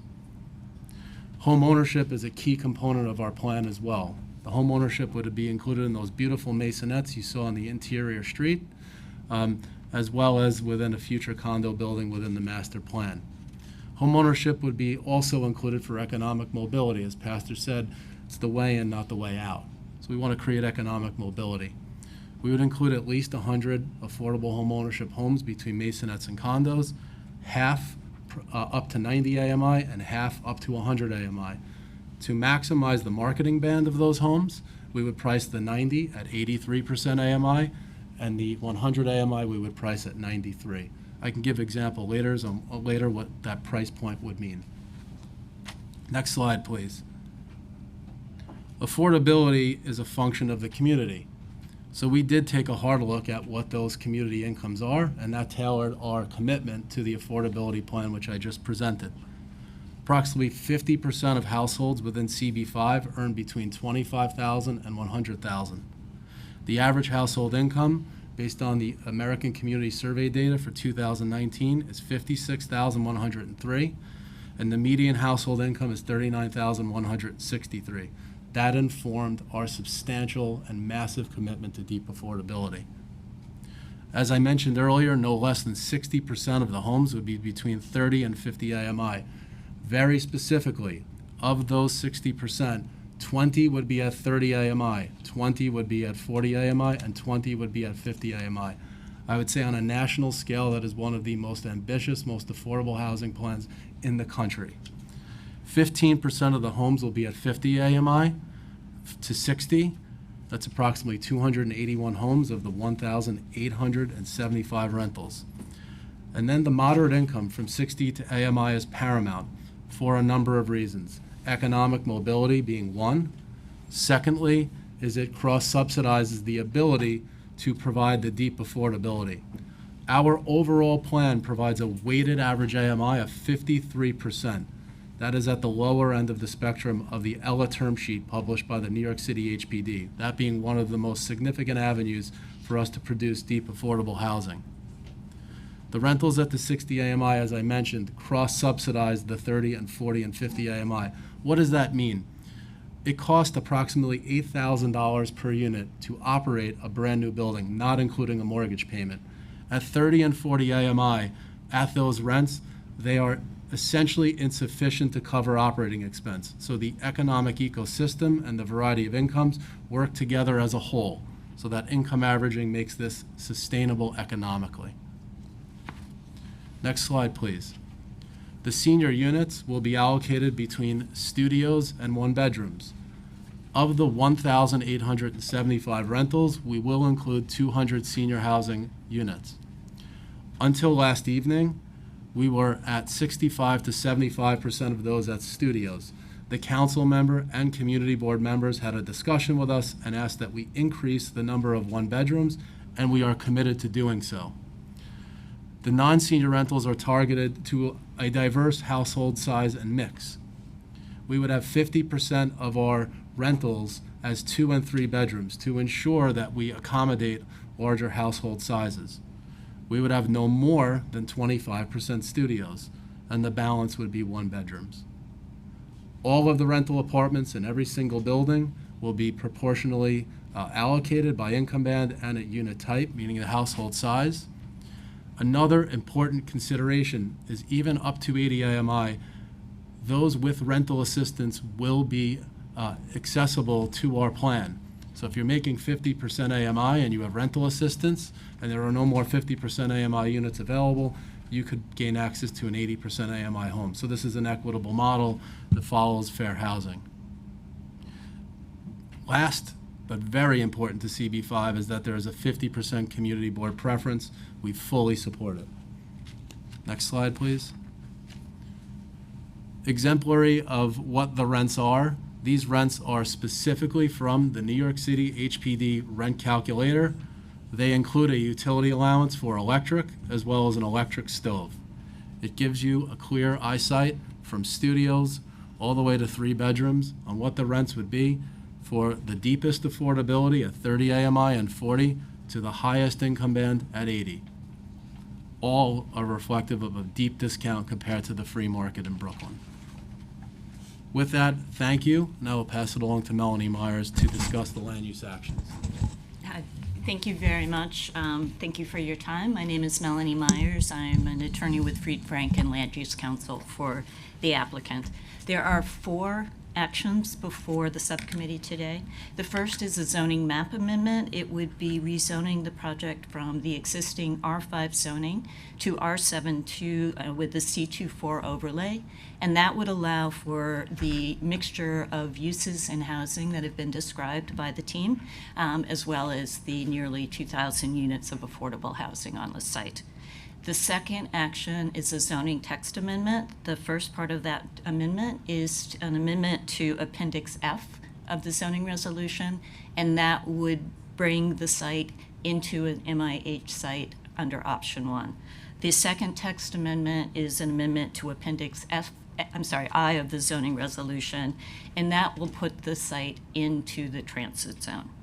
The third action is a large-scale special permit that will allow for adjustments to yards, height and setback, and distance between buildings, and that will allow for the site plan that's been presented. It will establish the development envelopes, and it will include the requirements to create the private street network as well as the open space within the project.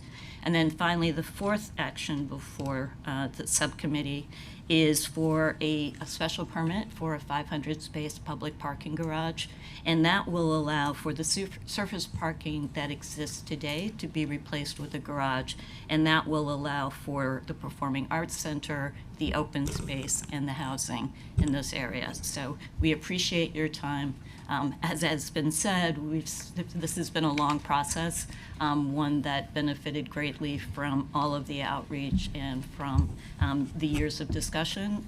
It was reflected in the positive recommendations that we received from the community board, and the borough president, and city planning. And we thank you for your time. And with that, I will turn it over to the Reverend. We can go to the next slide, please. Thank you, Melanie. Next slide. In closing, let me just restate, CCC is a long-term stakeholder in the neighborhood. 10 years at 1400 Linden Boulevard and the last 22 years at the 12020 Flatlands address. There's no direct or indirect displacement in this project. It's 100% income-based workforce housing. Income-based affordability and rent stabilization allows for families to stay and grow in the community. The integration of affordable housing, community, facility services, and retail. I'm excited about it. I think the community is excited about it. And again, I believe it's a model to be emulated. Thank you. Thank you, Reverend. I'm excited about this project. This is a beautiful project. I just want to commend Councilmember Barron for his negotiation skills and making sure that this is deeply affordable. 100% affordability is what we really need, especially in areas like that. So, Councilmember Barron, kudos to you. Just a few questions. Can you please confirm the homeless units that you will be setting aside for this project? Sure. If any. Yes, so there are 2 facets to that. The first is the council member asked us to include 20% within the 30% AMI band for formerly homeless, and we have committed to doing so. That would be if there were state funding. If there is city funding pursuant to city council law, we would also comply with the council member's request, but would have to provide 15% of all of the units to be formerly homeless. Which our experience is that it tends to be families in shelter who need housing stability. So we're very excited about that. So the answer to both is yes. Thank you. Can you explain the origins of this proposal? When did you first begin working on a proposal to redevelop the unused portions of the Christian Cultural Center property? And how did the partnership with Gotham arise? And how did you decide on the proposed density, height, and mixture of uses? As I stated in my introduction, this goes back some 6 years in process. We spent the first 2 years from 2014 to 2016 to identify the right partners who would share our philosophy, our values. And we found that with Gotham. And then we spent 2016 to 2017 ironing out a joint venture agreement because it is a 50-50 partnership between Christian Cultural Center and Gotham. So I hope that answers your question. Thank you. And can you please explain how did you decide on the proposed density, height, and mixture of uses? Yeah, Pastor. So adding on to what Pastor mentioned is that the density and the height was really a function of 6 years of a charrette and outreach. For example, council member, we originally had at the corner of Flatlands Avenue and Pennsylvania a 22-story building. We've gone through 3 or 4 master plan iterations. So that's meeting at different with different tenant associations. 5 years ago, Pastor and I went to the facility that Man Up runs in the community to give a presentation, which is an open public meeting, just to get thoughts and ideas from folks. So it was way before the concept of ULURP. Meeting with not-for-profit organizations and local stakeholders, including folks like Bill Wilkins, the East New York Local Development Corporation. So the virtues created our first iteration, but 5 years of outreach, revisions, and changing and stretching and revising really led us to where we are, and the changes have also been ongoing, including at the community board process and now through where we are. And I think that's been successful. I pride myself on being able to say with Pastor and our partners in the community, we received a 29-to-1 vote in favor at the community board.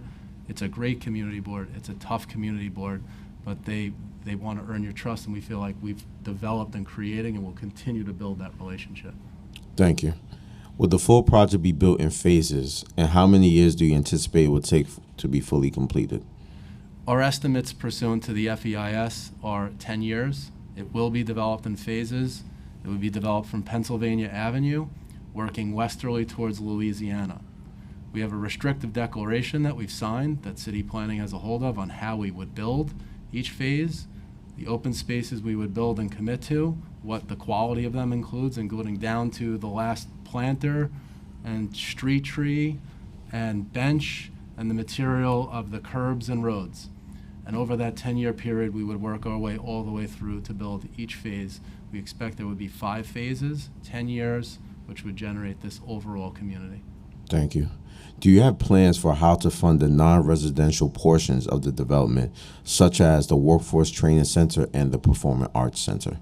We do. That creates and requires, in some sense, ingenuity, so fundraising being one, which we think this team is very well suited to do. Also, there are many other ways to provide for those, including debt financing, new markets tax credits, grants. So there's a whole variety of capital we can leverage to create those centers. The Workforce Development Center is paramount to this project. We're in conversations already with stakeholders on curriculum, the size of the space within CCC that we're retrofitting, and to ensure that that engine is built and running when we put our shovel in the ground for the first building, because the point of it is to be an economic engine for the community. And there's excitement around fundraising, especially with the Performing Arts Center. We have individuals who are committed. One is actually in Italy shooting a film called, I think it's Equalizer 3, and no names mentioned. But there's a lot of excitement and fundraising that's going to go into the Performing Arts Center. Thank you, Reverend. This site is relatively far from the subway. Do you have any plans to offer shuttle services or work with DOT to improve safety for pedestrians along the walking route? Yes, so from actually part of the original plans was to include, aside from the fact that the site has 6 different bus lines, including 2 express, that provides transit directly or indirectly to the 3 and the L, both stops. A shuttle that would be equitably available to all residences that would run a route from the site to the L as well as to the 3. It would probably make at least 2, possibly 3 cycles per hour during weekdays in the AM commute, during the afternoon in the PM called peak work commute, and then on Sundays to help alleviate the obvious congestion resulting from CCC's operations, but which is key to the community. So it's an amenity not based on income, it's an amenity based on one living at the urban village or attending or utilizing one of the community amenities like the Performing Arts Center, CCC, the Workforce Development Center. So the site is supported by public transportation from subway, which is walkable. It's within or less than a half a mile. The buses, which there are over 6 routes, plus the shuttle. Also key to that is the design of our plan was to make it livable and walkable and to ensure that those amenities are at residents' fingertips. East New York has a lot of drive-up retail, and our retail was designed to be accessible by foot traffic. Thank you. And just to continue with that question, the CCC is an amazing organization. Do you plan to handle any of the influx on from cars on days when the CCC is hosting services or events? Absolutely. We've had 22 years of practice with that, and we will continue to upgrade our services to that effect. Thank you, Reverend Bernard. Do you have a plan to place to ensure local hiring and MWBE participation during construction? Absolutely, affirmatively, yes. The Workforce Development Center is going to be launched with construction of the first building specifically for that. Also working through the HPD build-up program, targeting absolute best efforts for 30% MWBE participation. So we view this as an ecosystem between MWBEs, the training skills, as well as the Workforce Development Center, and then working with organizations like the East New York Local Development Corporation, the Community Board, Man Up, other local organizations to ensure that there's visibility, there's skills to identify, to increase mobility within the workforce, and then to have long-term access to these opportunities. Thank you, Brian. And lastly, which is very important, sustainability and resiliency. The measures, I know you briefly talked about it, but can you just go into more depth? What sustainability and resiliency measures are incorporated into building design and construction, such as incorporating blue and green white roof treatment, passive house, rain gardens, solar panels, or wind turbines? Yeah, I'll provide some thoughts, and Vishon can add in as well. I'll start with the buildings themselves. We prided ourselves on developing building envelopes before many others did by not having, I call it the holes in the wall, the PTACs. So our building, with the exception of generator and potentially using gas for hot water, will be all electric, from stoves to how it's heated and cooled to how it's lit, sensors, and then the envelope would be super tight, like a passive house. Passive house is great, but again, it's an acronym and a plaque. We're into creating the end result. So the building would be substantially all electric. The buildings would include a significant amount of green roofs, but also more importantly, active roofs. So we tend to program our interior amenity spaces, which includes children's playrooms, computer labs, which we're definitely going to have because it's a mitigation measure within our EIS, and social lounges. So like to the modern day co-living and co-working.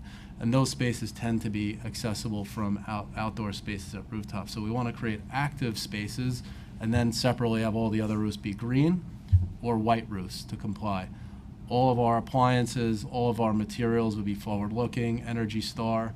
Our envelope would be super tight. And then from the ground floor up, the site plan includes a massive amount of storm detention. That is to control flow into the sewer systems, which is absolutely paramount to resiliency, including a major flood event. The vast majority of our site is not in a flood area, but we're still taking those measures.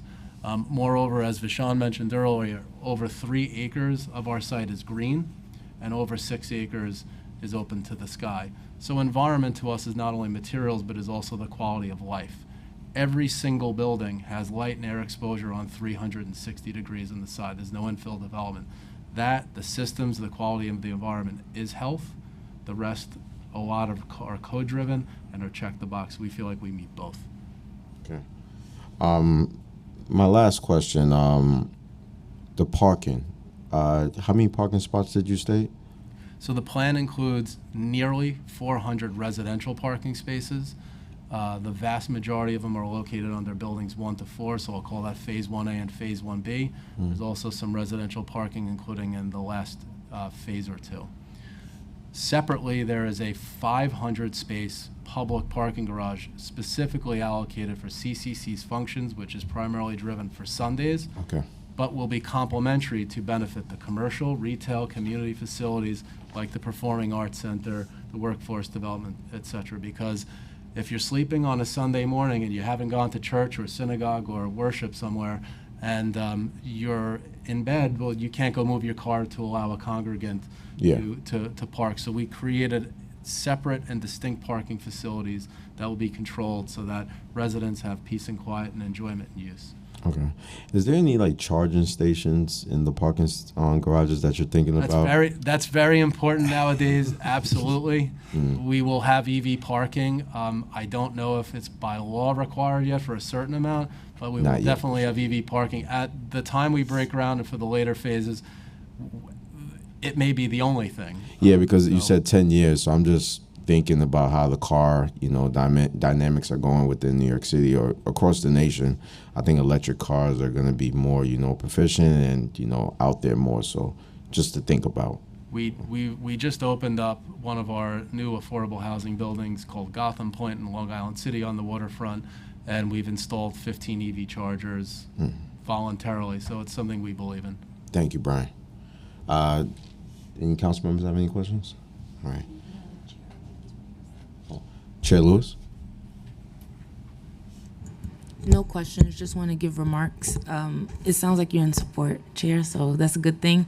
I just wanted to tell you that I'm a Starrett City kid. I grew up in Starrett City, and just to see the upward mobility of East New York just lets us know that this project is going to bring sustainability to this neighborhood, to this community. I'm really happy Councilmember Barron is in support. As you mentioned, he has great negotiation skills, and I want to thank this team for taking the recommendations of the community board and working through it. I know it was challenging, but the fact that you were able to sit with the community to get to where you needed to be and where they would have liked you to be is a good thing. So I'm in full support of this project and want to thank you for your diligence. Thank you, Councilmember. Thank you. Thank you. Thank you, Chair. There being no other questions for this applicant panel, you are now excused. Council, are there any members of the public who wish to testify on innovative urban village proposal in person or remotely? I believe we have one person here to testify in person and several that are here remotely. So I can make the announcements, Chair, for the remote panels, and then you can call on the first witness. So for members of the public, Brian, William Wilkins. If you want to set up while I make the announcement, sorry. For members of the public here to testify, please note that witnesses will be called in panels of 4. If you're a member of the public signed up to testify on the proposal, please stand by when you hear your name being called and prepared to speak when the chair or I say that you may begin. Please also note that once all panelists in your group have completed their testimony, if remotely, you will be removed from the meeting as a group, and the next group of speaker will be introduced. Once removed, participants may continue to view the live stream broadcast of this hearing on the council's website. Thank you, Council. Members of the public will be given 2 minutes to speak. Please do not begin until the Sergeant at Arms has started the clock. Mr. Wilkins, just state your name for the record, and then you may begin. Okay. My name is Bill Wilkins. I'm the Executive Director for the Local Development Corporation of East New York, East Brooklyn BID, and also East Brooklyn Housing Development Corporation. By virtue of the multiple affiliates under my direction provides me with a unique perspective on both economic development and housing development. Additionally, I've worked in East New York for the past 22 years. I've also lived in East New York for 32 years, and I live 13 blocks from the project site. The LDC has been in service, the East Brooklyn community, for over 40 years, growing businesses, changing lives, and strengthening communities. I believe this project reaches that trifecta of doing all three. We've been involved as the first, one of the first business improvement districts in the city, also the first industrial bid. By virtue of housing, I've also been a part of, as a nonprofit partner, in the erection of over 500 units of housing, and we're right now in the ground at 1510 Broadway. I believe I have a unique perspective on economic development and housing development. This project, I submit, is a confluence of a lot of energy, of a lot of outreach, of a lot of stakeholders really weighing in, and I believe it's something that's heavenly. To be honest, it is heavenly to sit before you of a project that I cannot poke any holes at. It brings into the envelope all of the necessary elements that we need in East New York as we start to see the Manhattanization of Brooklyn finally reach our shores. And what's imperative is that those indigenous businesses, residents, and institutions that have experienced decades of neglect finally are at the table to shape what the transformation is going to be. By touching all of the buckets, which includes parking, and I submit to you parking is extremely important, even if it's transit rich.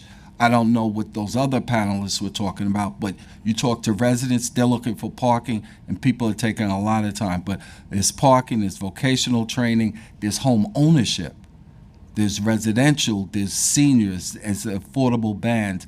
So this is truly what we call bottom-up development. Instead of having developers who are interlopers, poachers, and outsiders coming in to exploit assets in our community, this is the reverse of that. It's bottom-up development and also middle out with the home ownership application. So I thank you for your I thank you for the time to present my comments today. Thank you, Mr. Wilkins. You're now excused. Thank you. The next panel that we're going to be calling up remotely, Aaron Sanders, David Velez, Caitlin Schuster, Rick Russo. And first, I would like to call on Aaron Sanders to begin. Starting time. Good afternoon, Chair Rowley and members of the Subcommittee on Zoning and Franchises. My name is Aaron Sanders, and I'm the Public Policy Director at the Association for a Better New York. Thank you for the opportunity to provide testimony on behalf of ABNY. On August 24th of this year, I delivered testimony to the City Planning Commission in support of this project. Today, I hope to convey to the committee the importance of this project and its value to East New York. ABNY is a nonprofit organization representing community stakeholders, including corporations, nonprofits, unions, government authorities, educational, cultural, and health institutions dedicated to the advancement and support of New York City's people, communities, and businesses. ABNY's mission is to promote connections between the public and private sectors to make New York City a better place to live, work, and visit for all. The innovative Urban Village project is vital to the community of East New York. Brooklyn housing insecurity and affordability are problems that persist in New York City aggregately. However, neighborhoods like East New York are facing the brunt of this crisis. According to a May 2022 report from the Association for Neighborhood and Housing Development, the rate of evictions for every 1,000 filings was 25.2%. Community Board 5 in Brooklyn ranks in the top 20 in evictions. Census data shows that only 9% of affordable housing stock was available to residents who live in East New York. In other words, there's a scarcity of housing for those who need it most. Notably, in the same year, 33% of households were categorized as severely rent burdened, and 29% of those households were surveyed to be generally rent burdened.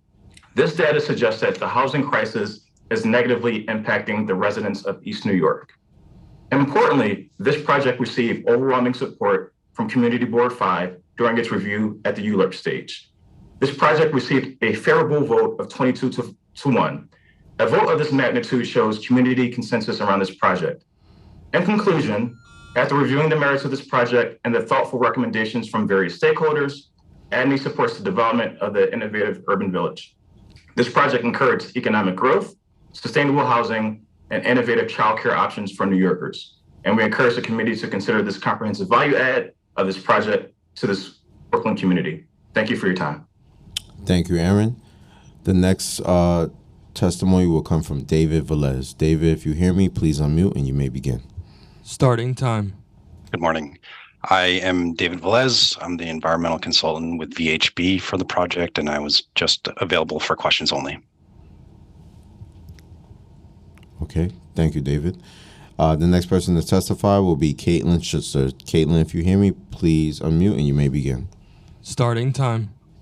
Thanks so much. Good morning, Chair Riley and committee members. My name is Caitlin Schuster. I'm here today representing SCIU Local 32BJ. 32BJ is the largest property service workers union in New York, representing over 85,000 union members across the city. Our union is in strong support of this project. 32BJ is happy to show support for developers who invest in the communities where they build. Our union supports new development that upholds industry standards and provides opportunities for working families to not just survive, but thrive. That's why we are here in support today. The developer Innovative Urban Village has demonstrated that they intend to invest in the community where this project will be built.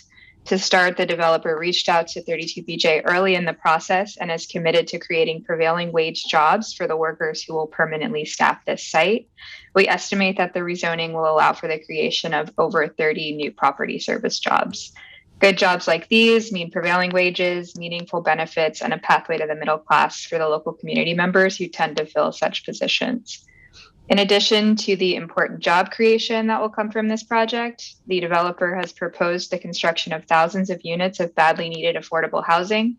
This development will create nearly 1,900 truly affordable rental units. This is new housing that our members, many of whom are longtime residents of Central Brooklyn, and our neighbors badly need as the housing crisis worsens. And of course, as we've heard, beyond good jobs and affordable housing, there are numerous other benefits included in this development that make it worthy of approval. For all of these reasons, 32BJ is in strong support of this rezoning. Thanks for your time. Thank you. The last person to testify on this panel is Rick Russo. Rick, if you can hear me, please unmute and you may begin. Starting time.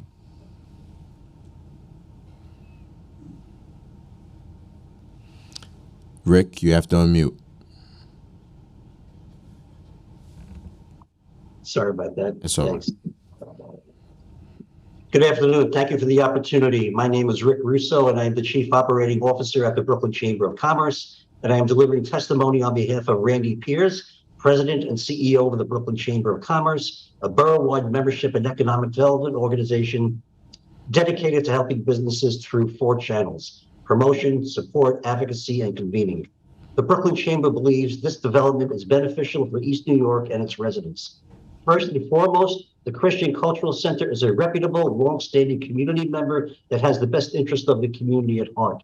This project will create housing opportunities for families of various sizes and incomes. Their plans call for nearly 2,000 units of rental housing, all of which will be income restricted, ranging from 30% to 100% of AMI, and 200 units of which will be set aside for seniors, our most vulnerable population.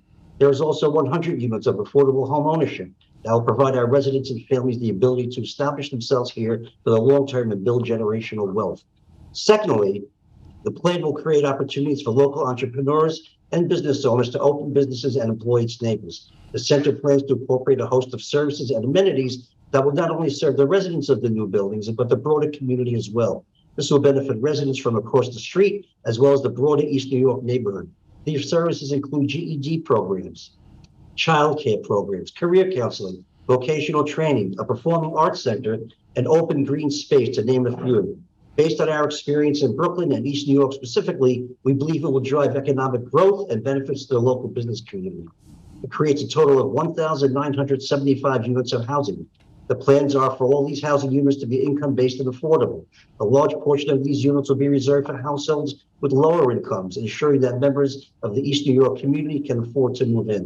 Also, 200 of these affordable housing units will be reserved for seniors, and 100 units will be designated for home ownership. It includes many benefits that will be available to the public. Time expired. Performing arts center, school, playground, 24/7 childcare, green space, retail, parking, and shuttle service to nearby train stations. And it creates economic opportunities for community members. This project will create locations for local businesses that serve our community to open up shop. These businesses will bring both local, retail, and jobs to East New York. I look forward to continuing to work with the Christian Cultural Center on this project and furthering the needs and aspirations of East New York residents, and I urge the City Council to vote to approve this project. Thank you so much. Thank you so much, Rick. The next panel we're going to call up is Cynthia McKnight, Janice Smith, Randy Whittaker, and Kate Cunningham. Cynthia McKnight, if you can hear me, please unmute and you may begin. Starting time. Good afternoon, everyone. My name is Cynthia McKnight, President of Community Education Council 13 and Union Leader of AFGE Local 913 of United States Department of Housing and Urban Development, HUD. I'm here to express my support for the Christian Cultural Center's innovative Urban Village project in the East New York neighborhood of Brooklyn, New York. Based on working on this project, I believe this development is beneficial to East New York and its residents. As was shared, the project would give a lot of needed apartments and housing to the East New York neighborhood. As a person who grew up in Linden houses in East New York, I know the importance of safe and affordable housing. The Innovative Urban Village project will create a total of 2,050 units of housing, as was discussed earlier. And I just wanted to stress that we are in a housing crisis, and many Black and Brown families cannot afford to remain in the city. A large portion of these units in this project will be reserved for households with lower incomes, ensuring that East New York community members can afford to move in. And as also that was shared, I wanted to just reiterate is that 200 of these affordable housing units will be reserved for seniors. This will positively change the trajectory of many of the most vulnerable populations. And what is really dear to me is the homeownership component of this project. As we all know, with systemic racism that was caused by agencies that I work for as HUD with redlining, that a lot of Black and Brown people is one of the reasons for the low homeownership rate. So having these 100 units of affordable homeownership is really, really important for our community. In closing, I urge the subcommittee on zoning and franchises to vote to approve this project. Thank you. Thank you so much. The next person to speak will be Janice Smith. Janice, if you can hear me, please unmute and you may begin. Starting time. Hi, thank you so much for the opportunity to just make my brief comment on the IUV project, which I call it IUV for short. This project to me is just, the word for it for me is hope. As a homeowner right in Louisiana, with my husband over the past 20 odd years, I cannot say much, but what I will say is Pastor Bernard and the team has addressed the social, emotional, physical, spiritual, financial, educational, health, and more well-being of the community and the surrounding community. That's why, for me, the name I give this project is Hope. I support it fully. Thank you. Thank you so much, Ms. Smith. The next person to speak will be Randy Whittaker. Starting time. Good afternoon. My name is Randy Whittaker, and I am a resident of East New York. I'm here to lend my support of the Innovative Urban Village project. We are all aware that our community suffers from high unemployment and lack of opportunity. It takes real local leadership to guide us to prosperity. The Christian Cultural Center plans to incorporate several services that will benefit the residents of East New York and beyond. These include GED programs, child care programs, career counseling, and vocational training. In order for our kids, grandkids, nephews, and nieces to succeed, they need tools to achieve success. It is critical that our community receives the planned 24/7 daycare and workforce training center that the project will bring. It takes a village to raise our children, and the resources that the Innovative Urban Village proposes will help our children to learn, earn, pay it forward to future generations in East New York. I welcome the Innovative Urban Village, and I hope the committee finds favor upon the project. Thank you. Thank you, Mr. Whittaker. The last person on this panel to speak is Kate Cunningham. Kate, if you can hear me, please unmute and you may begin. Starting time. Good afternoon, Chair Riley and committee members. My name is Kate Cunningham. I'm the Director of Government Relations at the New York Building Congress, and I'll be testifying on behalf of our President and CEO, Carlo A. Sciarra. On behalf of more than 550 constituent organizations and 250,000 skilled tradespeople and professionals, we testify today in support of the Innovative Urban Village project, as we firmly believe the plan will be truly beneficial for East New York and its residents. As we all know, New York City is currently facing the dire realities of a housing crisis. More housing development is needed now more than ever, and the Christian Cultural Center is a perfect candidate to lead the charge. The center, under the dedicated and magnificent leadership of Reverend Bernard, with whom Carlo has had the pleasure of working closely with in the past, is a reputable, long-standing community member that has the best interest of the community at heart. Throughout their partnership with Gotham Organization and Monadnock Development, and over the course of their engagement with the community over the last 6 years, The center has incorporated community feedback, including reducing the heights of some buildings and eliminating higher income tiers above 80% of AMI, which they just explained at length. The Innovative Urban Villages plan will quintuple the number of homes on the block, building a transformative new micro neighborhood on what is currently 10 acres of surface parking.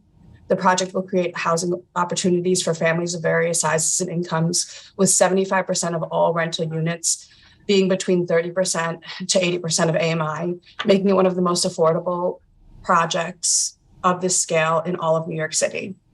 The development also includes 100 affordable homeownership units, which will allow residents to gain financial security and build equity for generations to come. The development would provide residents with an abundance of transportation methods, including nearly 900 parking spaces, shuttle service to the nearby L and 3 trains, and bus rapid transit on the Southern Brooklyn B82 SBS. The integration of affordable rental housing, home ownership, community facility services, and retail in this transit-accessible neighborhood is a win for the direct community and New York as a whole. The New York Building Congress is proud to support the Innovative Urban Village project. Thank you, Kate. This panel is now excused. The last panel we'll call up is Linda Harris and Lori Midgate. Starting time. Linda, if you can hear me, please unmute and you may begin. Yes, can you hear me? Yes, we can hear you. Okay, good morning to everyone attending this hearing today. My name is Linda Hayes. I am a retiree who lives in East New York, and I also am a member of CCC for many years. I absolutely support the creation of Christian Cultural Center's Innovative Urban Village. I believe this project, under the leadership of Pastor A.R. Bernard, will benefit my generation and future generations to come by providing not only affordable housing, but in addition, the following: senior housing, affordable home ownership, a community playground, a new performing arts center, childcare facility, vocational training, and a shuttle service, and much, much more. This project gives me hope for a brighter future in my community. Thank you for your time. Thank you so much, Linda. The last person to testify will be Lori Midgate. Lori, if you can hear me, please unmute. Sorry if I mispronounced your last name, and you may begin. Starting time. Good morning, and thank you for this opportunity to speak. My name is Lori Midgate. I've been a member of the East New York community since 1988, when I became a teacher, assistant principal, and now principal for the last 35 years. I have helped raise a whole lot of children in East New York, and many of my students have come of age and are now in their 30s and 40s. They're raising families, and they're ready to be homeowners, business owners, and entrepreneurs in the community where they grew up. They are the parents of my grand students. East New York is their home, and it's my home too. I clearly remember this community the way it was in the 80s and 90s, and all that was happening in the streets with our families and to our children. The one constant that enabled us to change this community around was the support of the religious leaders and clergy that walked the streets with us, providing resources that could help save our community. And one of those churches is CCC, which has been my church for 30 years. I can testify that Dr. Bernard, his wife, and the congregation of CCC are personally invested in the East New York community, especially the children and youth. Investment means one thing on Wall Street, but it means something totally different in the hood, in our community, among neighbors and friends. Investing in our community means you have to put some time, care, and attention into something that we can see with our eyes, touch with our hands, and feel in our hearts, something that has made a difference in people's lives. And Pastor Bernard and CCC understand the assignment and continue to give 110%. For decades, they've gone above and beyond to do a good job, lifting the spirit of this community and insisting that elected officials and government agencies and federal programs make us a priority. For all those things that will be born from this project, the affordable housing, daycare, senior services, small business opportunities, positive quality of life, to name a few, I strongly support the Innovative Urban Village project. It will not only dismantle generational disparities and systemic inequity that has plagued East New York. This project is a viable pathway to accelerate revitalization among an essential demographic. This gift must be delivered to my deserving community with all due speed. Thank you for your time this morning. Thank you so much. We'll do a last call. If there's any members of the public who wish to testify remotely on the innovative urban village proposal, please raise your hand now. If you're in the room, please see the Sergeant at Arms to let them know that you want to speak. We'll stand at ease for 30 seconds.